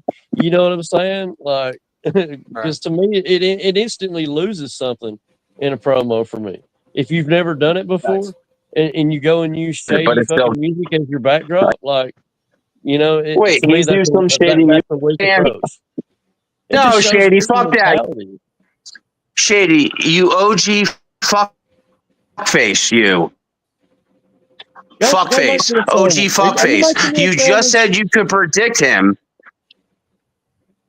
Yeah, I hope you hear every last luscious syllable I'm saying. You just said you could predict him, and then you said he like did something that you weren't ready for and went left field by the shady thing. Like, how is that predictable if he did something he wasn't expecting? I didn't say I didn't expect that.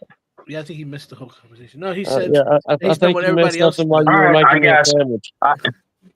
You knew he was going shady music beforehand. It's like me. Whenever I took on fucking who we got here, He still threw in the damn. Again. He still threw in the political lingo. You know, that's the thing. so- Like when I fought Franklin, I knew he was gonna do political shit. I knew he was gonna call me fat, have no teeth. Everything I knew, I said. If you watch my promo, I said the same in my promo. What are you gonna do? And he brought somebody else's racist war to my door again. You know what I mean? Exactly. So like that is funny to me. You know That's what what I he mean? does, though. That's what he does, though. I mean, It just shows lack of effort. What you is know? the poll say? Let me see. I didn't even look at the poll yet. I want to see what the poll says. I mean, look, the fans are going to vote. You know Yeah, what I mean? so So I mean, I'm curious. Yeah. Let's see I what mean, the that's fans the thing. Like, speaking of the SB tournament, though, like that you're doing, like all these companies, I would love to see like fucking Bobby Iceman versus fucking Phil Marshall. I think that would be a and fucking see, amazing. that's what I'm saying. That's what I'm saying. The invite's there. You know what I mean? Like I don't hold any grudge towards anyone. You know what I mean? Not even Bones. You know what I mean? Personally, yeah. If we ever see each other, we'd probably smack the shit out of one another. You know what I mean? But damn, the finals. Franklin Benjamin's ahead 2-0, 2-0 right now. All right, you hear it, guys. Go vote for Shady. I'm not telling anyone who to vote. didn't for. know Like I watch said, that from my watch that. I enjoyed his promo, but like I said, to me, it was just typical. But that's what Franklin Benjamin does, though. That's my thing with Franklin Benjamin. He's gonna use, like I said in my promo, no matter how the vote goes, it doesn't matter to me because I'm still got the Defiance World Heavyweight Championship, and he doesn't. So I mean, you're not wrong. He's still in the final. He's still in the pit right now. He needs that victory. You know what I'm saying? So he better rally his troops and get them to vote for him. So I mean, that's right. I mean, me and him tied whenever we had our match. I just came out there and spit some truth. Everything he came out there and spit was far from the truth. He's a politician. That's what he does. Look, man, it doesn't matter about the truth, man. It matters about can you make people believe what you're saying. See, That's why that's why Quack stirs the pot all the time because he's always This trying is to how believe it. you come out Quack's here and suspend disbelief. I'm going to teach you something there, Jimmy Jam. Suspend disbelief. Make me believe what the hell you're saying, even though it's not true. So everything's true if you believe it. Yeah, I would love to see an unsanctioned match between Quack and Jimmy. Why? He's going to tap out again and not do it. Fuck, I ain't doing that again. Being a bitch. I mean, when setting the standard makes the first world heavyweight champion in setting the standard, I mean, you are top of the rankings. I would have to agree with you. Standard. Oh shit! Oh fuck! Yo, I didn't set him up for that, but like he said that, Quack. So that sucks. Oh, I don't really care, dude. I mean, I'm just waiting Well, to you see care a little bit to bring it up. No, stop doing OG weird rhetoric and like saying things. Doesn't really matter, bro. I just want to see you lose in Defiance. I don't care who wins. Well, I hope you like talk to the right people because that ain't happening. Well, if you blow the judges, you might be able to keep that championship. No, they've been seeing two of the judges. I already know who two of the judges are, and they've seen my Nina. He's champion. Nobody No, I gave them a free subscription to my a-hole. Like they saw my butthole and they liked it. So put some lube up there so you don't feel it so bad. No, there's no inserting. I haven't met with them. I mean, me and A-List are only like 20 miles away. So like, if A-List is a twink and wants me to fuck, what are we doing here, Quack? What are you trying to get me to say on air, bro? Well, I mean, your opponents are hearing it, so I don't care. I mean, you're not wrong. Somebody's going to screen record this and probably throw it in the promo against you. I mean, I would. I mean, hey, I did a screen recording and got me the win. So like, hey, I would too, Quack. Fucking jabroni. Especially with a mouthful of food. Damn, can't you talk without a mouthful I of food? screen recorded from 215 to 217. See, look, right there, dude. Come on. All right, you're the puppet master, Quack. You're so cool. I don't. What'd you say? You wanted I want to know where our I said blah blah blah blah blah blah blah blah blah blah blah blah blah blah. He started off eating plain pizza. Now what's he eating? No, it was ranch. I just put ranch sauce on it. Oh, we're calling that ranch. Okay. All right, it was human mad tea cum excrement. You got me, Quack. I know. Did you get it from DX Princess? Oh. I don't know. I can't hear him. All he's doing is like, doing something. Yeah, he's Jimmy Jamming out right now. So Quack, what I said is the semen of other men is what I lactated on top of my pizza cheese as a condiment with. You said it came from Mad Tea. You might want to get tested. I mean, the clinic's down the street from you, right? Potentially. Okay, cool. I'm all about medical safety here. I mean, we know Jimmy hangs out with Burn Man, so. Oh fuck! Then he is got AIDS. Holy fuck, he's got AIDS. He's got the total package, and he's got herpetogonosyphilis. Everybody, you got AIDS. Damn, you better go hook up with Magic Johnson, get that $100,000 cure, man. And there's no cure for herpetogonosyphilis. That's why it's called the total package. Phil, you're falling asleep over there. I see it. Oh no, just checking messages, just letting people rant and just sitting back and enjoying it. Yeah, you understand my life. Indeed. Sometimes you just hear incoherent rambling and you just think to yourself, I've heard too much of this. I don't need any more. So I'll just play some Sudoku while we hear about people being right and about control and all that silly. You just need ranting with some rain going down on top of it. That would put you to sleep, probably. Well, T, you have the 3 hour mark, T. What do you want to do? We can start doing final thoughts. Keep going? Yeah, do the final thoughts. All right, go ahead and start final thoughts from the bottom up, I guess. Let's start with Jimmy, since Jimmy loves to talk the most. Yeah, No, give it time. No, I'm a rebuttaler, though. No, I just came back to. I was using the McDonald's Wi-Fi. You guys just came back into fruition here. So let me hear some final thoughts from you guys, and I'll give you a final thought. Well, Quack, what's your final thoughts, bro? Anything you want to fucking plug? Anything you want? I'll give you the spotlight, too. Anyone give me a spotlight? Oh, shit. Damn, I moved up here in the world. I'll tell you, look, if you want to watch where I'm at, go check out PDA. I've got the big 5-way title match there. Check me out in EMP. I've got a match with good old Shady. Yep, one-on-one. That's going to be fun. Check me out on the Promo Observer and everywhere else you can find me, including on Spotify and Apple. Oh, really? Yeah, man. Dr. Quack's podcast, He's bro. everywhere, bro. I'm everywhere. All right. Well, then we will go with Quackiverse, bro. Oh wait, no, right. He wants to be a rebuttaler. Yeah, he Go ahead, wants to Bang. butt it. Oh yeah, yeah. Go check out PDA. Like Quack said, we got a 5-way coming up. Me, Quack, Rig, 2 other people. Who's on Apple, bro? Okay. Keep watching Defiance. I'm in the Final 4. I'm going to go in and beat Jimmy twice because Jimmy's got a Bane? story and I got to You crush there, it. bud? Yeah. Yeah, we can hear him just fine. And yeah, this is fun. Yeah, and Vane's gonna debut in the EMP soon. That's right. Yeah, I see a lot of people got that invite recently in EMP. You did too. Shut up. Know when people are feeding the system and when they're not feeding the system. You're still feeding the system somehow. Shut up. Let him talk. Yeah. I mean, I can stop. he said Whatever. it, yeah, he said it. So just enjoy what you do, man. Entertain the masses.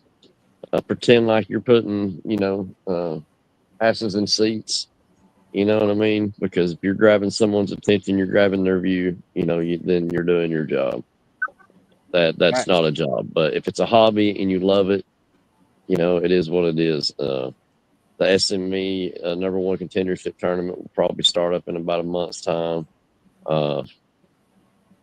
It's open to everyone. You know what I'm saying? And I'm talking about all the companies like that ain't even associated with SME. So like PDA, we've got Elite, we've got HSP. There's companies like THC. Your Harris's, your BWOs, your foundations, your WGPs. There's a lot of good talent in these places. And guys that think they're number 1. Well, the number 1 son of a bitch right now is Phil Bulletproof Marshall. And if you think you've got what it takes to beat some of the other top talent in the industry, then bring it. You know what I'm saying? And go up against Phil and see what you got. That's a fucking benchmark right there. Yeah, All right, man. Jimmy. Oh, I mean, if you're gonna give it the mic to me, like fuck you, Quack. Who the fuck do you think you are to correct me when I'm piggybacking off my mentor Shady? I know exactly what the guy ate for breakfast because I had my nose so shoved up his ass that I know everything that guy's gonna fart. So for you to interrupt when Shady's talking to correct me, fuck you, Quack. Yes. Quack, I can sit here and cry on my couch. Hey, can you not interrupt me? Can you not interrupt me? Like, oh, it's my turn to talk.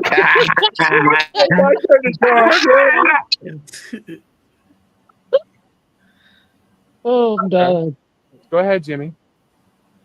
No, that was it. I just wanted to pop Quack. Quack. I want to pop Shady, and I popped Shady. Yeah. I popped Quack too. I puppet string Quack pretty hard there, but I popped Shady and I puppet string Quack, so I'm good, Mate. All right. Well, let's talk to the SME World Heavyweight Champion. Fuck, man. Bill Marshall. Yes. Quack, if you'd like to interrupt, here's your opportunity. Fuck you, Quack. I didn't say you, Jimmy. I said what I said. Shh. Be a good boy. Yes, this is SME heavyweight champion of the world, bulletproof Phil Marshall. Shady always puts the bulletproof in the middle. Don't know why, but yes, I am going to be facing Mad T at the next EMP event. So another fun win for me there, and apparently I'm going to be facing Vane as well. I didn't know about this, but Shady informed me, and as champion, I've got to fill those obligations when I'm booked. So, yes, job's a good one, and don't drink too much, kids. Well, another mad print in the books. Hey, check out EMP Mania. It's gonna be a fucking blast. As Phil Bulletproof Marshall, there we go, says. It's gonna be a good. You fucked it up. You're wrong. Who's he calling out there? Oh wait, yes, he's sitting out in the middle. I did fuck it. It was perfect, Waffle. It was perfect. Damn it. Yeah, don't listen to Sean Shady McKenzie. I call it the Quack effect because Quack does it to me. He does. I hope y'all had fun tonight. All these people that have been on the panel have something to bring to this universe. Like T said, we're going to actually have something for, a little tutorial for everybody, and everybody here got something to say. Jimmy, I love you, even though you're being a prick, but it is. I'm not a prick. Wait, in the world where we're all wrestlers, for some reason, I get the moniker that I'm a prick with all these people on screen. That's so weird. Thank you for crowning me a world champion in your universe. Does that make me the ultimate heel, even though I don't do heel shit? That's even better. Thank you, Wapo. I love you, Wapo. I'll wait till Jimmy's done. I'm done. Okay. All right. So I'm going to end it off with yes, we do have the Madness Mania coming out, not this week, but next week. And it's going to be a 2-night event, the 14th to 15th. So, I mean, I put everything into this Mania, and I pulled every fucking, card I could pull, every fucking, whatever, string egg, whatever you want to say, I wanted to put on my first Mania to be the best Mania possible. So, I appreciate everyone participating in this Mania. Vane, I would have, but I reached out to Vane sooner. Vane would have been on there, but we will get Vane on the first Overcharge after Mania. And I think it'll be fun. I'm gonna beat Phil finally. I should have beat him last time. But yeah, And you didn't. Tomorrow night, Blunt and me are changing up the Mad Blunt show. We're changing it to the Hangout. Blunt wants to do this thing where we're all out of character. It's all OOC show. It's basically a sit down, smoke and drink, and whatever topic comes to mind for an hour or so, we're gonna sit and talk. Wait, you're talking about drinking and doing drugs and just getting on air on StreamYard? Yeah, just talking about. That sounds pretty cool. Hashtag Don't Feed the System show. Yeah. Awesome. So that's tomorrow night at 9 Eastern. It's called the Hangout. Only requirements are, smoke or drink or something, right? If you don't want to, you just want to hang out and talk shit, talk shit. But yeah, that's really all I got for everybody. I mean, I appreciate you guys coming out and having fun with us, and support SME, support Hardcore Entertainment Inc., support HSP, PDA. everybody, like, just, you know, my biggest thing is that there's so many people post promos, and I see like 2 or 3 reactions on promos. Guys, we do this shit as entertainment. Go out there and you know, react. Show people that even if you don't watch it, just make someone like fucking Axel feel like, you know, hey, I got a reaction from somebody, even if you didn't watch it. Oh, watch you know what I'm saying? Yes, watch it. I encourage you to watch it. I watch hundreds of promos. Everybody has 3 Well, at minutes in least- their life. That's the AP promo, but everybody's got 3 minutes in their life. Yeah. If but somebody is over with What he said. with you, What he said. Yeah. react to their shit when you see it. Why? I have no idea what. Oh yeah, Wapo. I guess I'm a dickhead, but yeah, what I said. What I said is when you watch somebody's promo instead of scrolling past it, make sure you react to it. So hopefully you heard what I said there. Yeah, we did. That's basically what I said too. React. I know. So anyways, I agreed with you, asshole. Well, thank you, prick. But that being said, we will see you You're guys welcome, tomorrow night. cocksucker. And you guys have a good night.